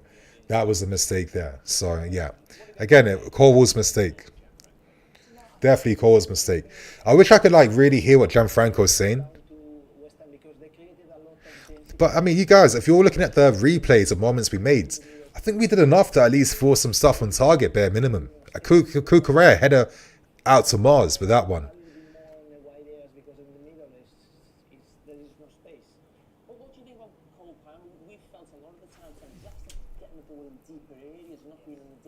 Yeah, very deep Palmer is. I got no passing options.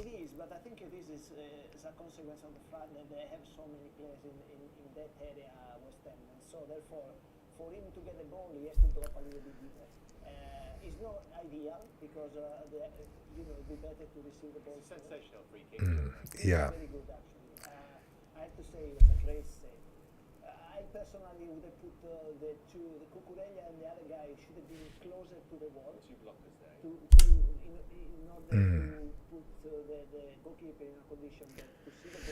I think Gianfranco is talking a lot of football insight right now. Okay, so Gianfranco is basically saying, like, for Cole Palmer, you know, he's not by design playing that deep. He's there because West Ham are forcing him in these areas, because the only time he can pick the ball up is deeper because they're blocking out everything in the middle, which is cool. I understand that. So, I don't know, these types of games, right, it feels like it's a combination of player quality, taking the few moments you get, and I don't know, can we do a bit more in terms of unlocking West Ham? Creating a few more overloads, instead of just like having, you know, 2v1s against our wide guys. How are you going to create something that way, you know? And I've got some super chats here, man. Thank you so much. I missed the first one. Shit, my bad, bro. Let me get back to that. Okay, I missed that. Okay, yes. Dre, Sean, how you doing, man? I feel like Palmer seems missing. Jackson's decision-making is not good enough. Our forwards can't hit the target. Honestly, I feel it's squad chemistry. Squad is not assembled to complement each other. I think you're speaking absolute facts. Absolute facts. And I think this is the like our problems. You can like list them as in like the overarching problem. And I think you're touching on that. The overarching problem is the squad assembly still isn't perfect. Yeah. If it was perfect, my guys, we wouldn't be seeing Nico Jackson playing today because someone else is there ahead of him, right? I think that's been the main issue, and I've always felt that too, because it kind of limits the full capacity of what you can really do realistically. We don't have many options we can turn to, even off the bench. Who's going to turn things around in a game like this? So I definitely feel you. Obviously, Palmer's missing. Yeah, I feel like he feels missing because he's not able to really combine with anyone. You know, all the central areas are blocked off all the time. Very good defending by West Ham, but it feels like we're making their lives a little bit too easy at times. I just really can't stand this like lack of bravery to really just like attack the width a bit better. Maybe I'm being hella basic. Listen, I don't have any scouting degrees or coaching badges or nothing like that.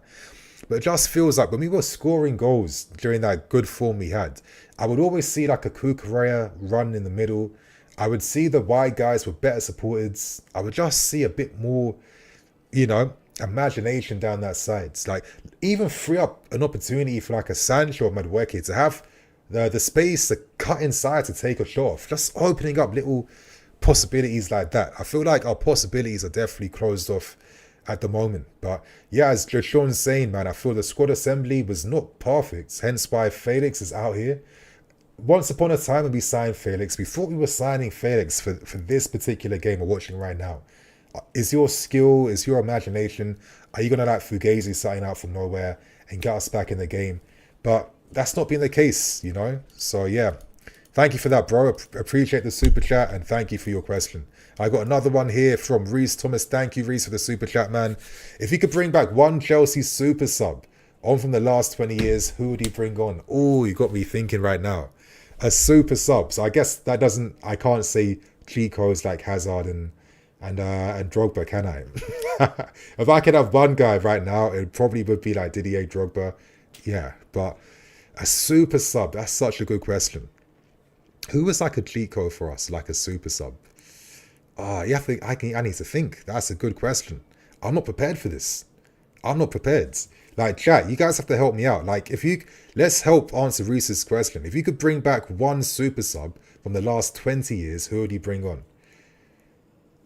Oh, am I overthinking it? Like, saying Hazard's too easy, right? But I'm thinking, what does this team need? Like a guy up front. Like, would it be like I don't know, Demba Ba to do something up front aerially? Or, I don't know. Anelka, what would he do in this game? Or maybe something for midfield outside the box. It's a good one. Yeah, you guys, you have to get involved in this one. This is a hard question for me. Okay, Mo. Yep, exposed. Drogba, okay. Kante, Kalou, Pedro, Olivier Giroud. Okay. Giroud, you guys are going for Giroud. Kante in this game, yeah? Andre Schürrle. Okay, I can see what you're thinking with Schürrle. Batshuayi, I mean, he was scoring a few goals off the bench, right? Giroud, I'm seeing a few guys going for Olivier Giroud. That could be a good one. I think Giroud, not going to lie, having a Giroud in this squad right now, like when we secured CL in that 1920 season, young Tammy is kind of, Nico is kind of like young Tammy. He's not supposed to be good every single week. But you had Olivier Giroud that could also back you hat-tricks against Sevilla, that could also step up when he needed. Like, he would be like the guy you would turn to right now in a game like this, right? Like, especially for the aerials and the crosses inside the box, that could be something. Someone said Denzel Washington. Fabregas. I mean, I'd feel sorry for Fabregas in this game because he's got absolutely no one to pass to take advantage of nothing in this game. Ben Haim. Remy. Okay. Lucas Piazon. Bosingwa. Okay, you guys are just having fun now. You're just throwing out names. Samuel Etu. Remember like that season he scored like 3 goals from like stealing the balls from the goalkeeper. Kalou could probably win us a penalty or something. Yeah, I could see that. Essien Kesman. Nah, Kesman was doing nothing in that 04-05 season. Nothing. Yeah, again, Damien. All right, Damien's coming with a sensible answer. Okay, strikers won't fix this. It's the play style. Because when Nico was scoring goals, the play style was unpredictable. I agree. Also, dynamism doesn't seem to be something we're familiar with for some years now. Okay, I think that's a fair answer from you, Damien. And I agree. You know, again, if you had Giroud on the field and let's say he connects with 1 or 2 crosses, I mean, we're putting too much pressure on this guy, expecting him to convert every single cross, right? I get that.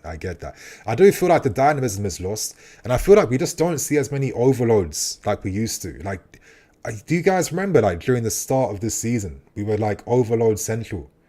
Overload after overload after overloads. 3v2s, 2v1s. That was the concept of the football, and we've kind of not seen that too much now, which is a disappointing thing. So yeah, that's a good answer, man. Anyway, the second half's about to kick off, boys. Come on, can we turn it around or even get a draw? I mean, for God's sake, I'll take a draw. I'll take something, man. I don't know why the score hasn't updated. That's a bit of a... Okay, the score's now updated. Goods.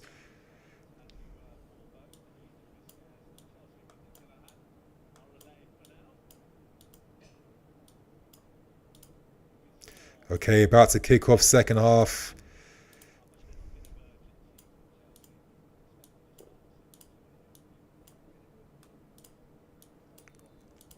And the second half kicks off.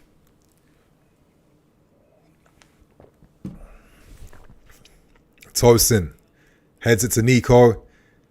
Jackson gets dispossessed. Long goal kick now from Areola. Corwell. Can he step up second half after the mistake he made first half? Oh!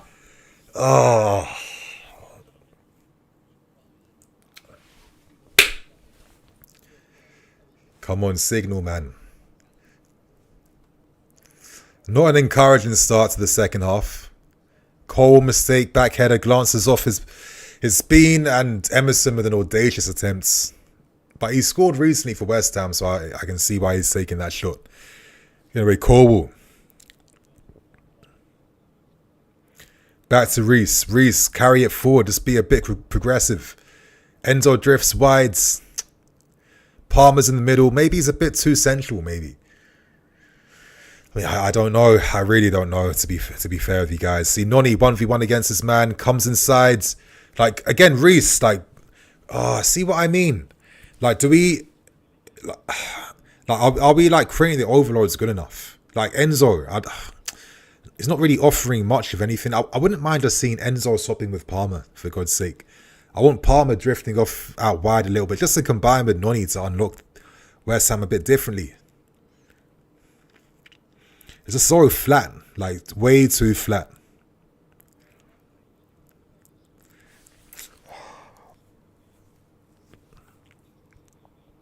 Nico, who's in the box to support him? No one's there. One guy's in the box. Two guys in the box. Yeah, see what I mean? You're putting crosses in the box for Enzo Fernandez to get onto. I mean, what the fuck's going on? Like, what's going on, man? You see what I mean? Enzo. Is this what we're resorting to right now? Bro, like, come on. Like, we ain't meant to be playing this crossaholic football, man. We weren't meant to be playing this. If you're seeing moments where Enzo has to get his bean on crosses, something's not making sense. Damn. Like, it makes me think, like, what's worse? Is it worse to start the season off sick and then fall off? Or is it better to start the season off shit and then get better?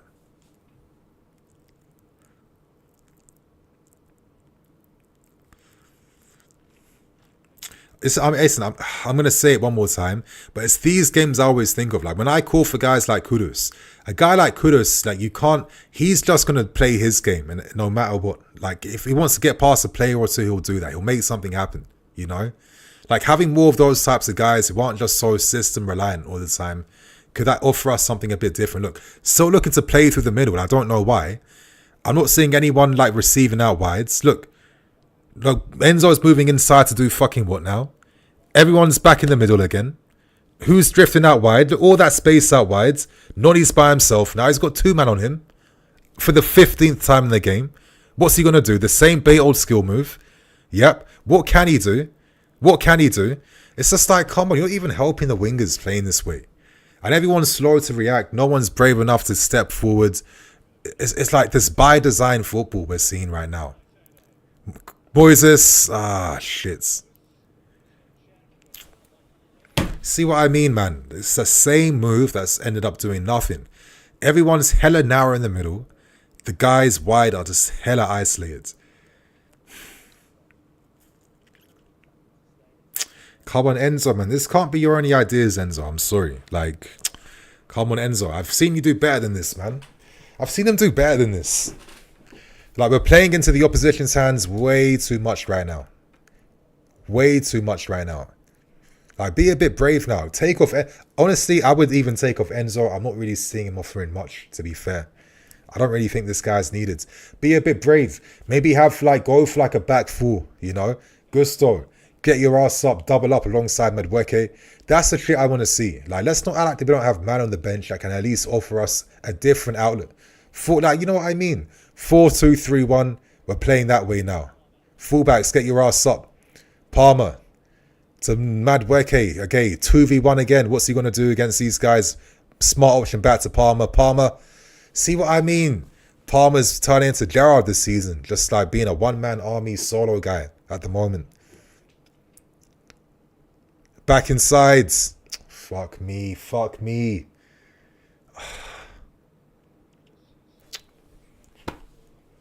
What an awful start to the second half, right? What a useless start to the second half. Chase, okay, Gu's coming on. I think Nico can't be doing nothing on this field right now. I think this is the wise decision. Maresca, I'd tell Gusto to get warming up now. He's looking way too comfortable in that snood. Okay, Neto is coming on and Mark Gu. Are we going to see something a bit brave? Or is it going to be like a like-for-like sub at this moment? I wouldn't mind something a little bit, you know. Is it going to be player for player? Or are we going to see something a bit different? Anyway, Gu up front could be a big moment for this kid, you know. He's got legs, a bit of box presence, a bit of power. Can he do something? Ah, shit. West Ham. See what I mean? They didn't play. Like, they played for moments in this game. Like, when you're seeing their centre-backs encouraged to take speculative efforts outside the box, you know what the game plan is, man. Yeah, Jackson, I think that was a clear one. He's not been moving properly at all. I mean, he's not moved well at all. So it makes sense. Good. Mark Gu with his moment. I'm guessing he'll probably take off. Oh, he takes off Sancho then. Okay. So we're going to be putting crosses in the books then. Are we going to be doing shit a bit different? I mean, Sancho's been pretty anonymous, to be fair. But to be fair, the ball's not been going down the left-hand side that much at all, to be honest with you. Oh, man, oh, man, oh, man. Like, bought 50 players, you know, buying after buying after buying, and we still can't, all the data, all the buying, all the bullshit, it still can't produce something against this, you know. Look at the structure of West Ham. Like, why is Kukurea inside? Like, I don't get it, but you guys, you see the space on the left-hand side. Can't Kukurea just drift there to receive? Or does that ruin the structure? Am I not seeing something? Because I don't see how we're really posing many questions to West Ham. Okay, Reese, back inside to Noni. Okay, Enzo's run wasn't made at the right time. Tosin, pointing.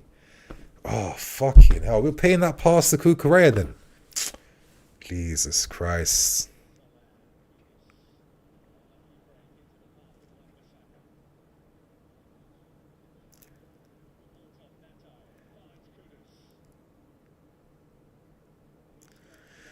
Don't just hoof at you idiots.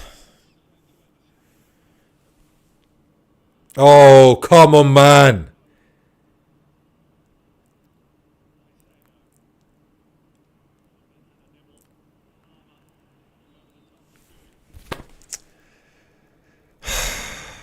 Gu scores. Neto would help overload on both sides. I hope he does. Charlie, I want to see that from Neto tonight. I am dead. Can Maresca stop inverting and putting Palmer and Enzo in the wrong positions? I'm feeling you on that, man. I'm not seeing the point to it tonight.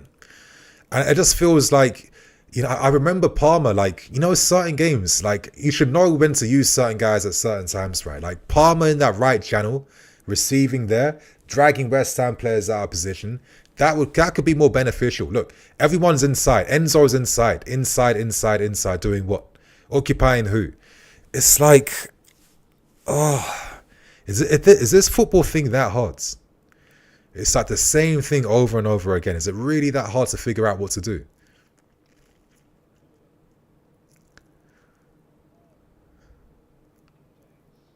Okay, Enzo, just ineffectual.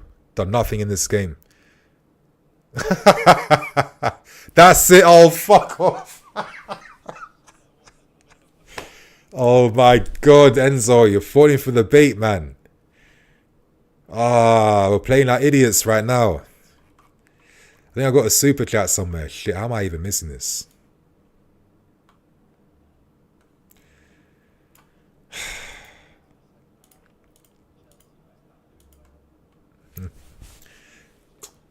I can hear I need to text my girl to turn the volume down for Breaking Bad. Can you imagine? Like, after 10 years of telling this girl, watch Breaking Bad, watch Breaking Bad, watch Breaking Bad, she's finally got into it. And now she understands, finally, why it's one of the greatest shows of all time and why it's like crack once you get involved in it, once you get fully invested. 10 years it took her to get involved. Crazy.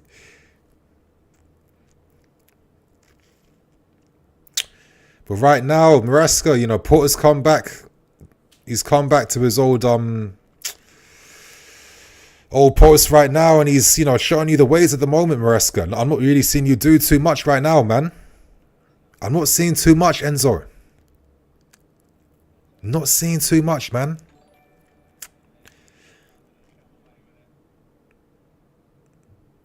Back inside, our turn to defend. Over the top, Emerson, mad first touch, but thank God that Noni did enough. He's like, Gavadio, you're not going to make that same running behind against me second time in the week. I've got 2 super chats again from Jay Sean and Reese. Thank you so much, you guys. Give me 1 sec. What's everyone doing? Who's peeling out wide to receive? Enzo, why are you always fucking inside doing what, my guy?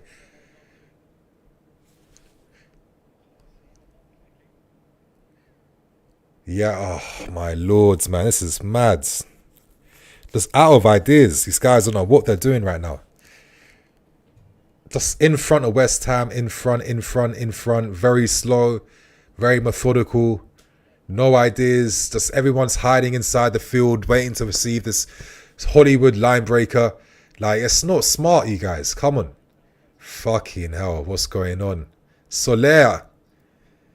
What is going on?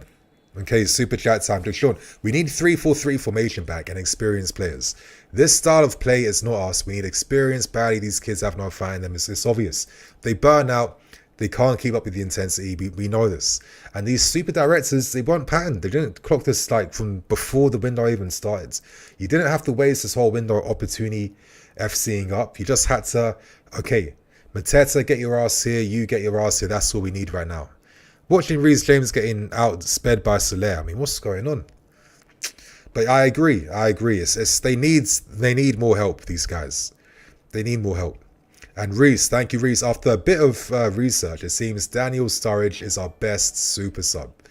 Sturridge, we saw glimpses of Sturridge. We didn't see the full package, you know. I love that season with him and Sterling and Suarez. That was a very fun attack.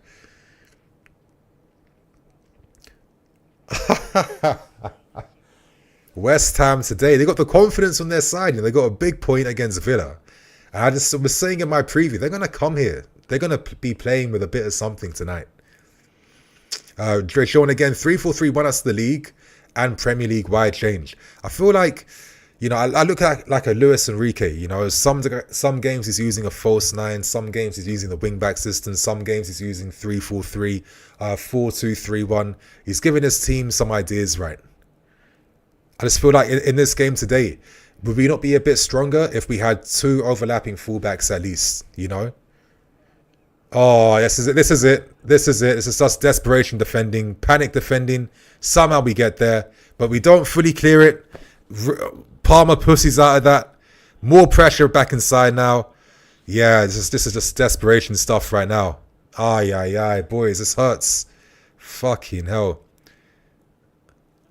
Oh, play, Noni. Come on, please. Come on, Neto. Palmer's taking it back inside. Referee's on the ground. Is this it? Crossing the box, Neto. Back inside to Palmer. Idiots. Idiot Neto. Idiots. I mean, I don't actually understand how these guys use their brain sometimes.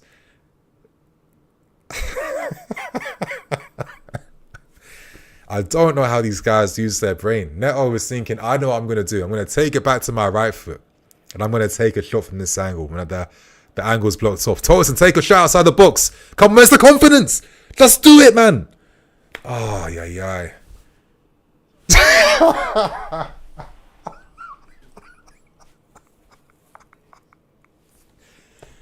Oh, I shouldn't be laughing, but Like, you know when something is, I don't know, and something's just so shit. When it's just so stupid and just so bad. I'm sorry, I can't help but laugh. I can't help but laugh.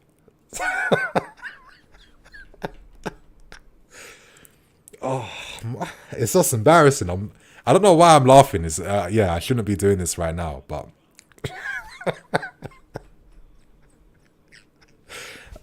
that was just top 10, just like useless moments. Top 10 useless moments this season. Wow. Anyway, Christo's finally on. He's on the left side, is he? Neto's moved to the right. Okay. Fair enough. This is Maresca's desperation mode now. Just throw every man forward. Listen, I would have even taken Enzo off. This guy's done nothing today, to be honest. Okay, bit of one touch. Gusto's there. That's it. Are we going to see like a classic like back four now? That's what I've been meaning to see. Back four. Kukurea, Gusto overlap. That's all I want to see. Yeah, I don't know why Noni came off. I mean, I would have kept this brother on, to be fair. I need a guy who can get me a goal, right? This is just like hope and pray football now. That's where we are right now. Just hope and pray. But again, can we just at least connect the width a bit better? That's all I want to see. Look, Neto, no option. Come inside, go back into the traffic, back into it. Pass a wide to Levi. Nkunku. Come on, Nkunku. Prove all these haters and doubters wrong in this game, man. Yep. Gusto. I wish Palmer was there. Palmer outside to Nkunku. Yeah, we need overlaps. Yeah, that's what I was thinking, bro. Like a bit of an overlap. You know, if these guys want to come inside on the ball, yeah. If they want to come inside, at least have an overlap outside. Just to give, you know, the wide defender something to think about, you know. Anyway, Williams here. Bro, Willian in the 1920 season, I had so much respect for this guy. He stepped up big time. Big time for the team that season. Exactly. Sideways football FC. Exactly. No, nothing. Just like, yeah, that's pussy ball right now. Excuse my French, but it's just a bit of a sad showing right now. Like, not even an overlap. Just, it's like we're keeping the same way we're playing. And we're hoping it's going to force what...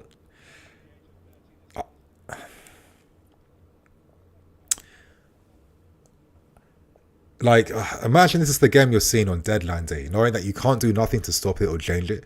We've got a 19-year-old kid coming in who's going to offer us what?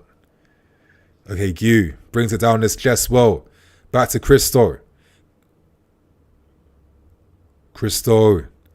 Inside. Okay, Christo. See, that's a nice little piece of play from Christo. People get on his wavelength. Come on, wake up to what Christo's doing. Hopefully him and Palmer can combine a little bit at least this last half an hour. Okay. See, Gusto calling for it. Yeah. Moises, good. Gusto, carry it forwards. That's a bit better. Neto. Look at that run inside then from... Come on! Yes! Okay, yes, I was doing all the talking. I'm sorry. 1-1. Come on! Oh, my lords. Yes, Michael, you got it right, man. You saw something in Neto today. Was it a foul? I don't even care, man. But that's a bit better. See, look, Gusto making that run into that space, then drawing out the man. Someone closer to Neto. Again, see Caicedo making that run. Nice cross inside the box. And that's the little bit of luck we needed, man. That's the bit of luck we needed then. That was a delicious ball. What a ball that was from Neto, actually. It took out everyone. And he gets on the end of that. He's still alert. He's awake. Oh, my God. Oh, no offside, please. No offsides.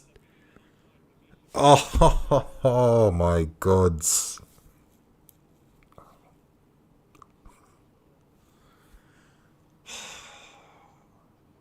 It's all in your hands right now.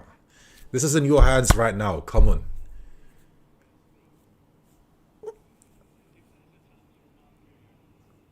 Please give us this equalizer. That's where I am right now, you guys. I'm just hoping and praying.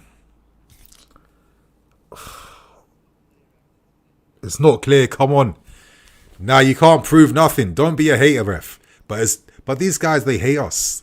They hate us. They'll look for a reason. They'll make up a new angle. They'll use AI to recreate angles that don't exist, just to try and take this away from us right now. Come on, man. How many times do you have to see it?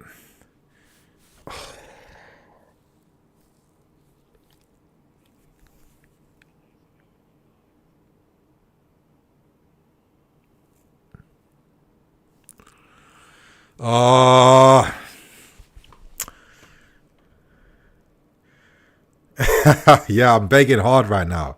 It's shameless stuff. Shameless stuff. Nah, I don't like this, man. I think that's the equalizer, no?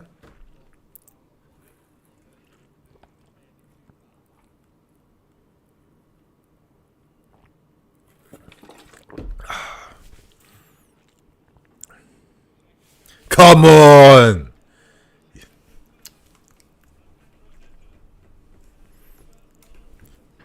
First goal since Arsenal. London opposition again, right? Yeah. Isn't that funny? Like, Cornwall gets away with that one. But that was a decisive action that helps us create that move then. Ain't that funny?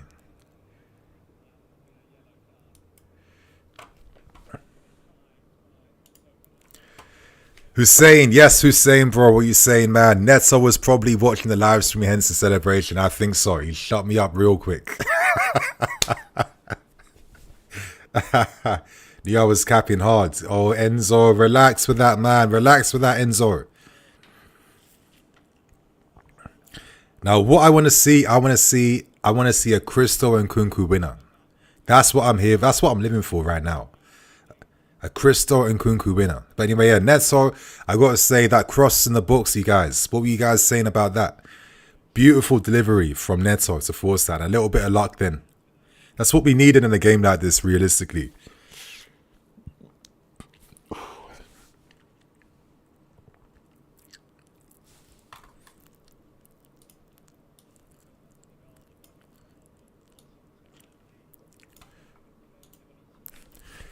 Come on, you guys. Don't F this up now from a set piece. Yes, don't foul him. Kudos, you fake prick, man. Oh, how's he just forcing this stuff? It's just so annoying. But like, chat, you can see why I want us to sign Kudus now. Like, it's obvious, right? Why this guy needs to come here next season. Yeah.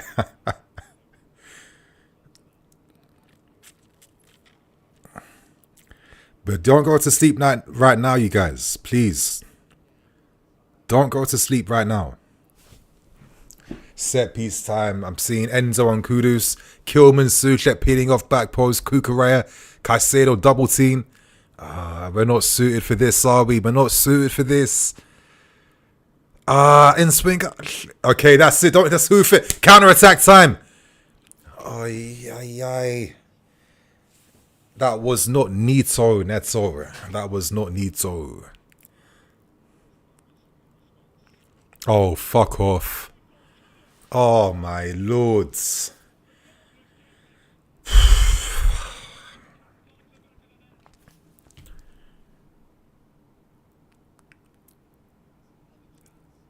Offside. Offside anyway. Fuck off. Offside, you mug. And he still missed it. And he still missed it. Come on, man. The game's opening up a little bit. When there's a bit more space, we can do a bit of something. Come on, Cole. Yes. He finds Kukurea, who's now hugging the flanks now. Christo. That's it, Christo. He's inside in the channels. Come on, Christo. I believe in you tonight, man. Back to Christo. In the channels, the areas he likes to play in. Was doing his thing there for Leipzig for a few seasons. But look at the positioning now. This is a bit better. Look where Augusto is. It's like you're just forcing out that guy to just create better opportunities for the winger now. Before, it was just like no one was in that area. Reece James wasn't there. He was too inside or too deep. And Noni was by himself too much. Now look, now things are opening up a little bit now. I'm not saying that it's perfect. I'm not saying it's perfect. But at least it's opening it up. The game is opening up a little bit now. It wasn't doing that for like 65 minutes of this game. The subs have actually opened the game up a bit for us now. Okay, double sub now from Posse. He's set to react to this.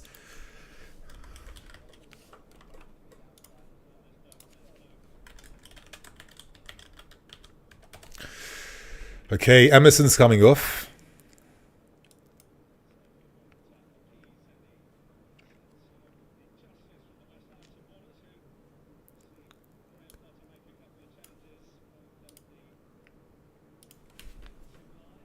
Okay, Mavropanos, this guy is dead, by the way. This guy is really shit this season. Hopefully he can make a mistake. This Scales kid, he's actually been a pretty decent sub for West Ham since Porter's come in. So, yeah, he'll keep their intensity up at least down that side. But Mavropanos, if you want to get your first Prem goal, you want to get it with against Mavropanos, because this guy's a mistake and a calamity in the making. Okay, thank you, Dan. Yes, Dan. Thank you, bro.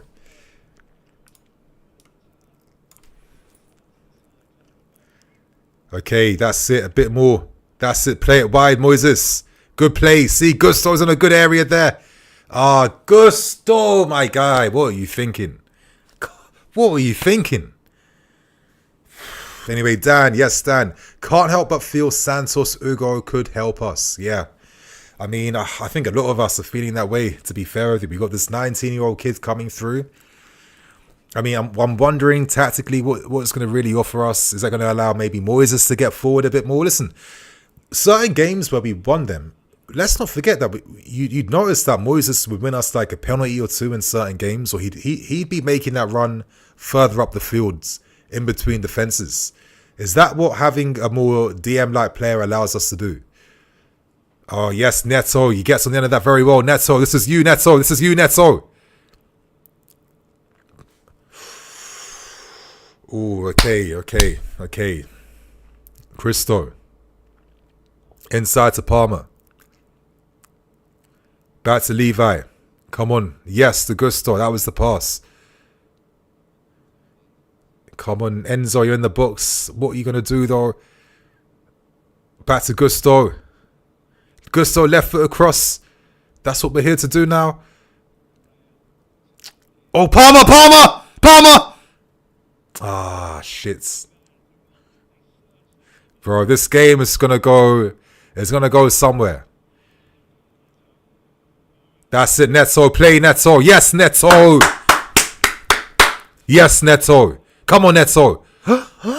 Oh, that was an interesting ball, I have to say, but Kukre is there to save it. Back to Cole. Does he find Moises? No, good. One-man army. One man. Oh, yes! Come on! Oh, this team, man. This team. Ay. It's not good for my health, man. I have to see that again. A deflection off Wan-Bissaka, yeah? Oh, yeah. Cole Palmer again. Yes, Cole. Yes, Cole. He's like the only guy that's been forcing the shots in this game today. That's it. Cole Palmer, one-man army, man. Let me see that again. Cuts inside left foot. Drop of the shoulder. Oh, the deflection of Wan-Bissaka. Oh, that's the lock we needed. Oh my God. Yeah, that's the lock we needed, man. That is, look at that deflection. What a deflection. Nah, what a deflection. That's one of the best deflections I've seen this season. Wow. This is we needed luck today. Luck. Somehow. But I rate Palmer. He's not accepting that now. That's not for the catalogue books. That I can't nah. I can't bag that one. Yes, Cole, he's woken up. He wants a proper goal. Yes, Palmer. Oh, ref. Good. I feel like in my preview, I had a 2-2 draw. So I'm still nervous because there's been a million games where we've taken the leads and then we fumble it. Nah, I can't be thinking like that tonight. I can't be thinking like that tonight. Come on, let's get the third goal and like completely kill this game off now. That's what I want to see. That's a complete kill off of this game.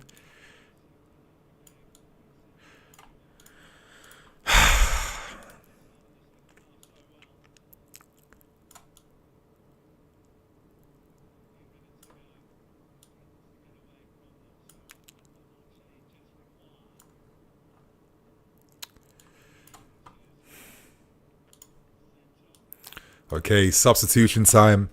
What other options can we turn to realistically? I don't think we have too many now.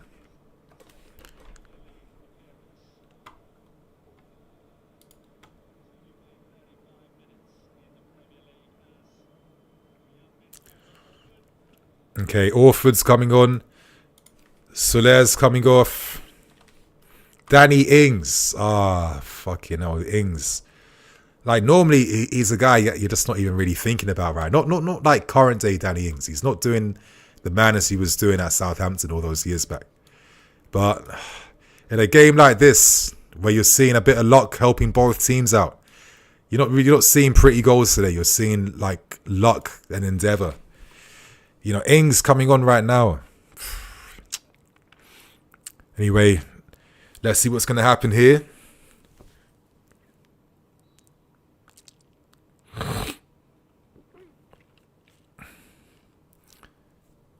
Okay. Oh! Bro, out from nowhere. Every shot we have is going on target. It's forcing something. It's creating a little bit of mayhem. Are West Ham now feeling their legs a bit more? Great delivery inside. Tolson, very unlucky with that one. Oh no, it wasn't Tolson. Again, another deflection. Okay, it's just mistakes from West Ham now that's allowed us to get back in this game now.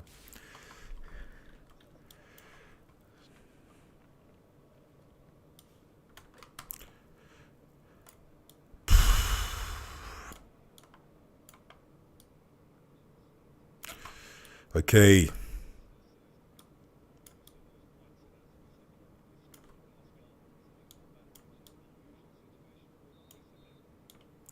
Okay, that's it. To slow it down a bit.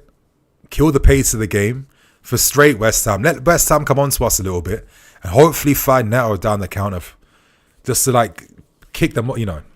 Just to win this game now, man.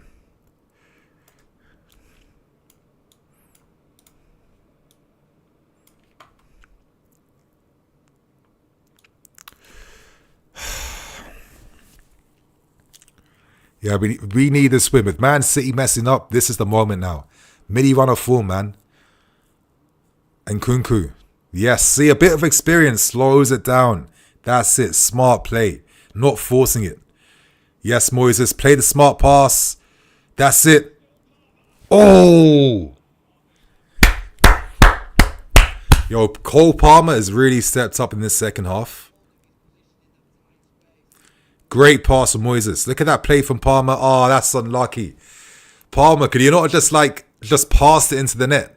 He was slightly off balance a little bit with that one. But yeah, he's forcing it for us right now. Palmer, man. Well, how old is Palmer? Is he still? Is he 22? Is he still 21? Mad player.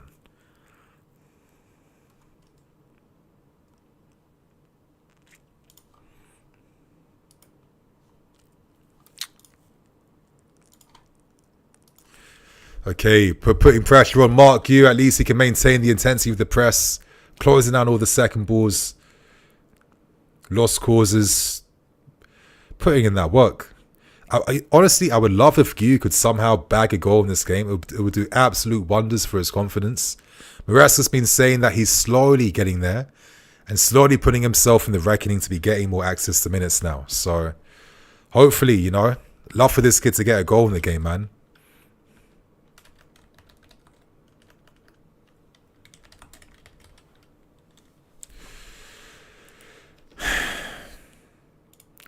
Okay, good defending, Gusto.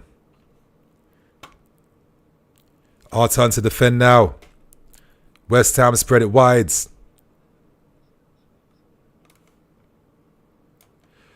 That's it. That's you, Neto. Stay on him.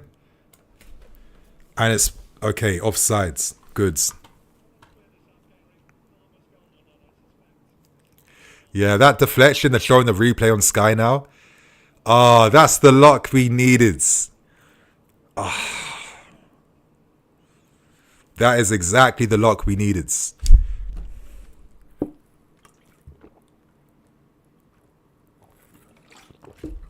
Gusto. Nice impact from Gusto in this game.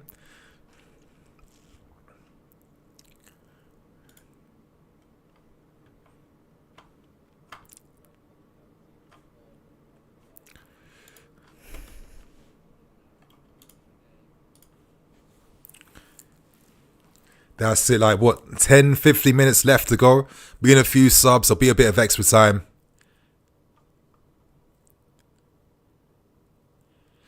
There are now intelligent players, if you look at it, Nini. It feels like we're playing with a bit more intelligence now.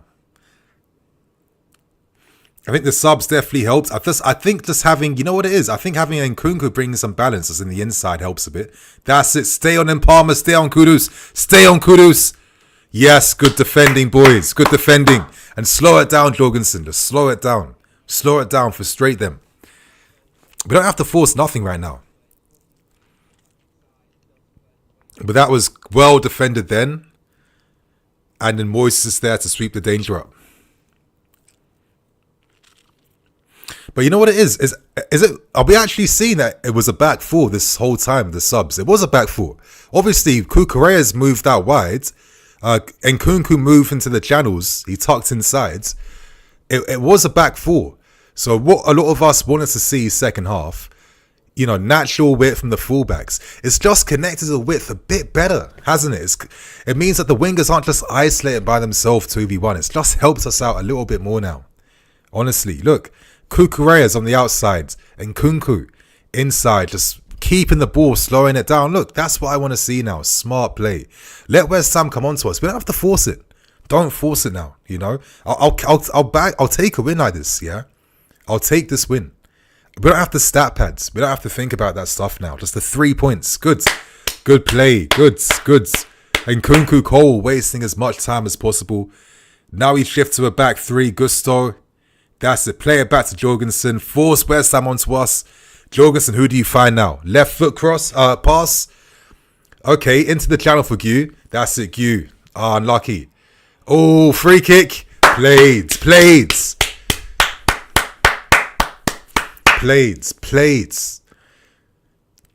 Like for me, this, like it's not sexy, but for me that type of football is just like smart. It's experience, and it's like it's what you have to show sometimes, you know. Not everything on the ball has to be the next sexy attack. You know, it's not, what's the game called? Score Hero or Soccer Hero or something. It's not that. But again, the subs have made the impacts. It's just stretched West Ham a bit more now. You know, we were saying back four. Good story. That's it. Neto. Okay, corner.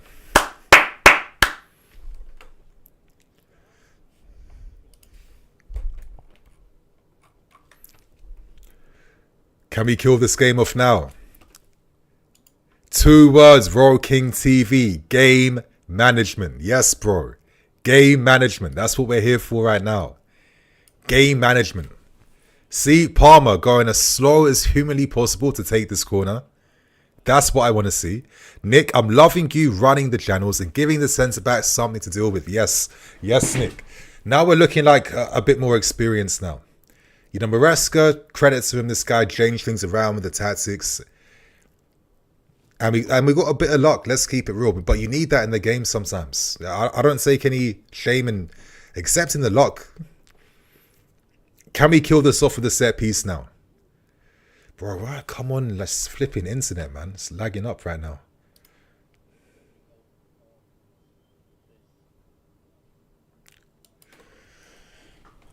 Palmer. Back post. Anyone there inside? There isn't. Oh, Neto's touch took him away, but he plays a pass back to Cole. Great touch, great pass, great everything there. Neto. Okay, you guys, get back in position. Yes, Gusto. Come on, put pressure on them, Gu. Played. Moyes is there just to add some composure. Oh, Palmer, the drag back. Palmer inside again. Don't get too gas, bro. Anyway, Neto. Oh, come on, internet. Come on, internet. Don't be effing up right now.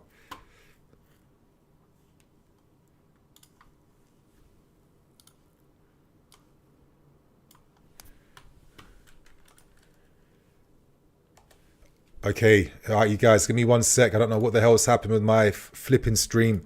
I need to just quickly put it back on.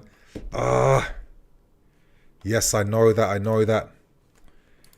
I hate my area sometimes. The shit internet, man. Yes, continue watching.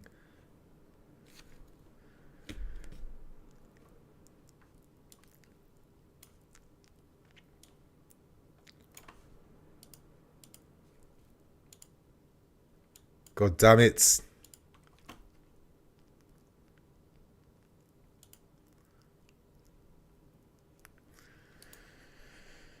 Okay, thank God it's working again. Okay, Neto. Blast it. Give something for Gu to chase. Areola's outside his box, but it bounces back inside.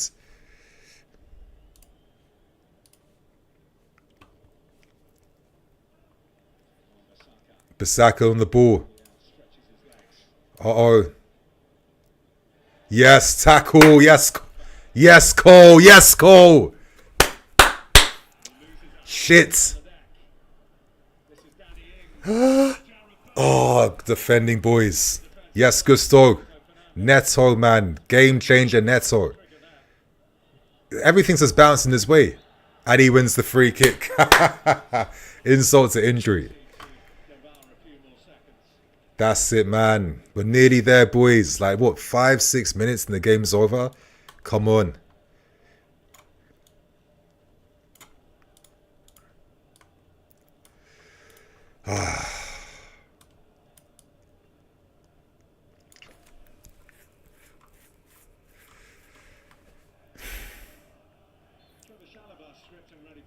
Jalaba's coming on too? Okay. That's the sub I want to hear right now.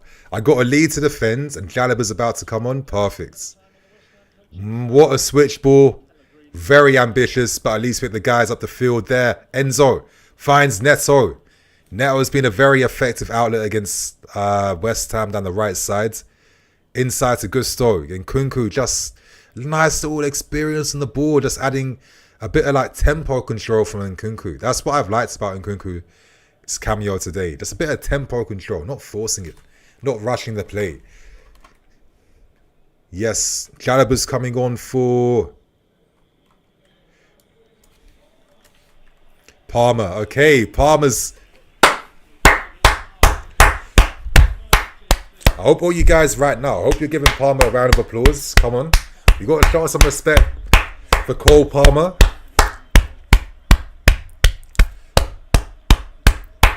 That's it. No reaction. He ain't fazed by it. Yeah, job done. Job done. 3 points. Soon come. 3 points. Now Jalaba. Yeah, but I'm not even going to say what I want to say. I got faith in you. Okay, Jalaba, see? That's it. He's back in defense now. Is this like a wing-back thing we're doing right now? Yeah? Is this like things to come? A little bit of a wing-back system going on, boys? It seems like it. It seems like it. It seems like it. Oh, Gusto. Back to Nkunku. Come on, Gusto. Ah, bro. The Travella shot, man. Come on. Bro, I'm playing too much FIFA talking about... Talking about Travella shots. Man, outrageous for me, man. Ah, fuck, not like this, man. Get back. Kudos, man. Let's stop, man. Goods. Yes, goal kick. Now waste even more time. Waste as much time as humanly possible now. 7 minutes. Oh, my Lord, man. 7 minutes.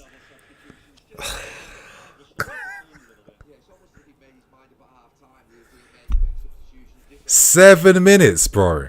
What the hell am I seeing? 7 minutes. What?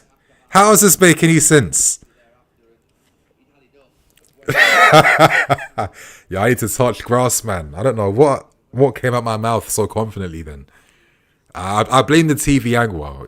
Yeah, it's the TV angle that gassed me up then. Oh, I mean, yeah, yes, VAR. Shadrach, you're right. VAR was the thing that delayed a lot of time. But again, I feel like we're seeing a back three, wing back style thing right now that should give us enough room. Are we seeing like, yeah, Neto, Nkunku close to Gu? Yes, Enzo. And I feel hopeful. I feel optimistic. Yes, of course, foul. Yeah, you guys, I'm behind you. I'm not watching this live on TV. I think I'm like a minute or two behind or something. Yes, and Nkunku, counter-attack time. That's it. Played.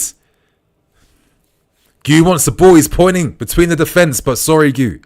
We're not looking to create easy goals for you today. It's about just managing the game now. Good play, Nkunku. Just slowing it down. Played.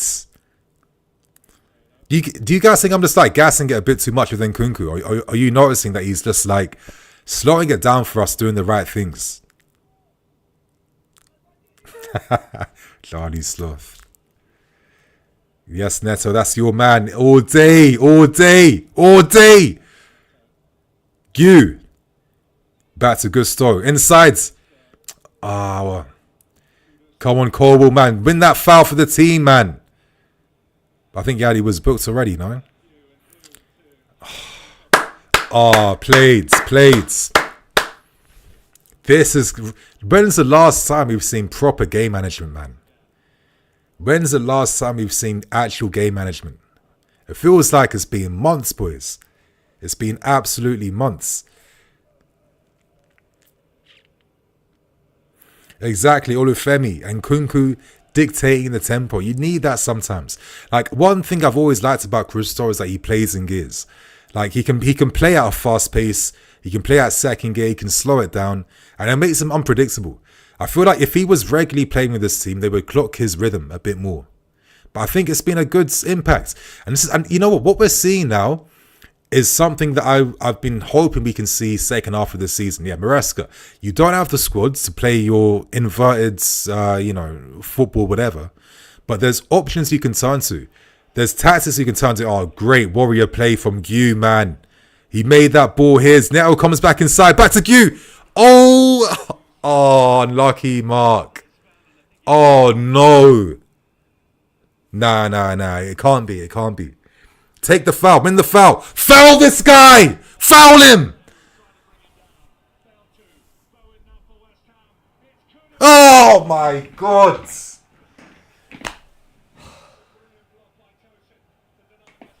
Tosin. Ay. Come on, Nkunku. This is all you, man.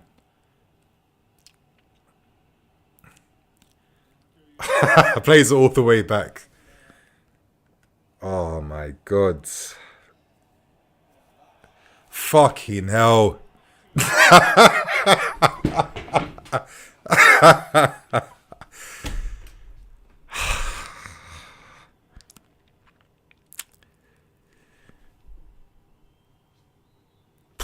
Oh, that touch from Kudos. Do you see that touch? And Tolson with the big boy block then.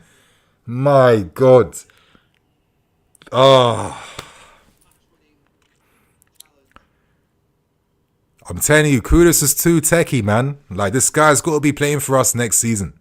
Yes, Q. Shake that off, man. This guy's supposed to be 18 or 19. I don't believe it.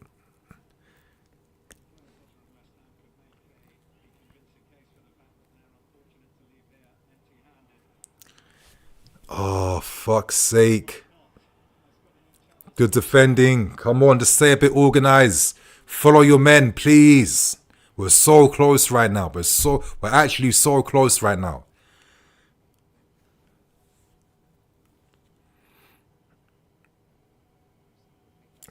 But that turn, do you see that touch and turn from Kudus? Like, who is doing that? And he's got the strength to hold off those guys too. Bro, sign this guy, man. Sign Kudus in the summer, for God's sake. Let's be serious. I don't want to be talking about more kids, yeah? Sign Kudus in the summer, for God's sake. But yeah, I was waiting for someone to foul that guy. They've never seen Jackson pressed like that. Come on. But why do we have to gas it sometimes? Like, you've not seen Nico do that. Not even the last game or the game before. Alright, cool. If you say so.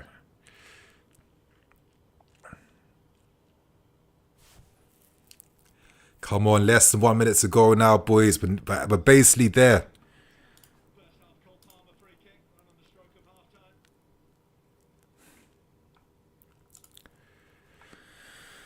Ah.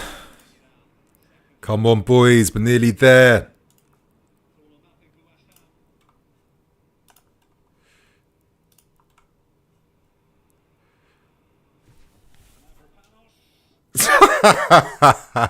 Mavropanos. Like, what gives these guys the confidence to attempt this type of nonsense? Like, real talk, yeah? What did he think he was actually going to do then? Coming inside with his left foot, Mavropanos. Some of these guys get paid too much, man.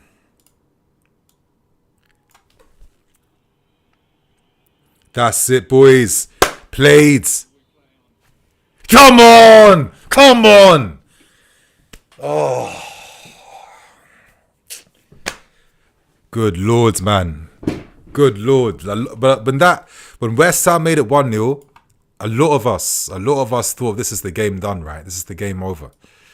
But the luck, the substitutions, and I guess the mentality shift, yeah? And maybe these guys got tired of losing today. They were like, we've been losing too many games this manner, man. Nah, not tonight. It's not going to be like this again tonight. Flipping hell, man.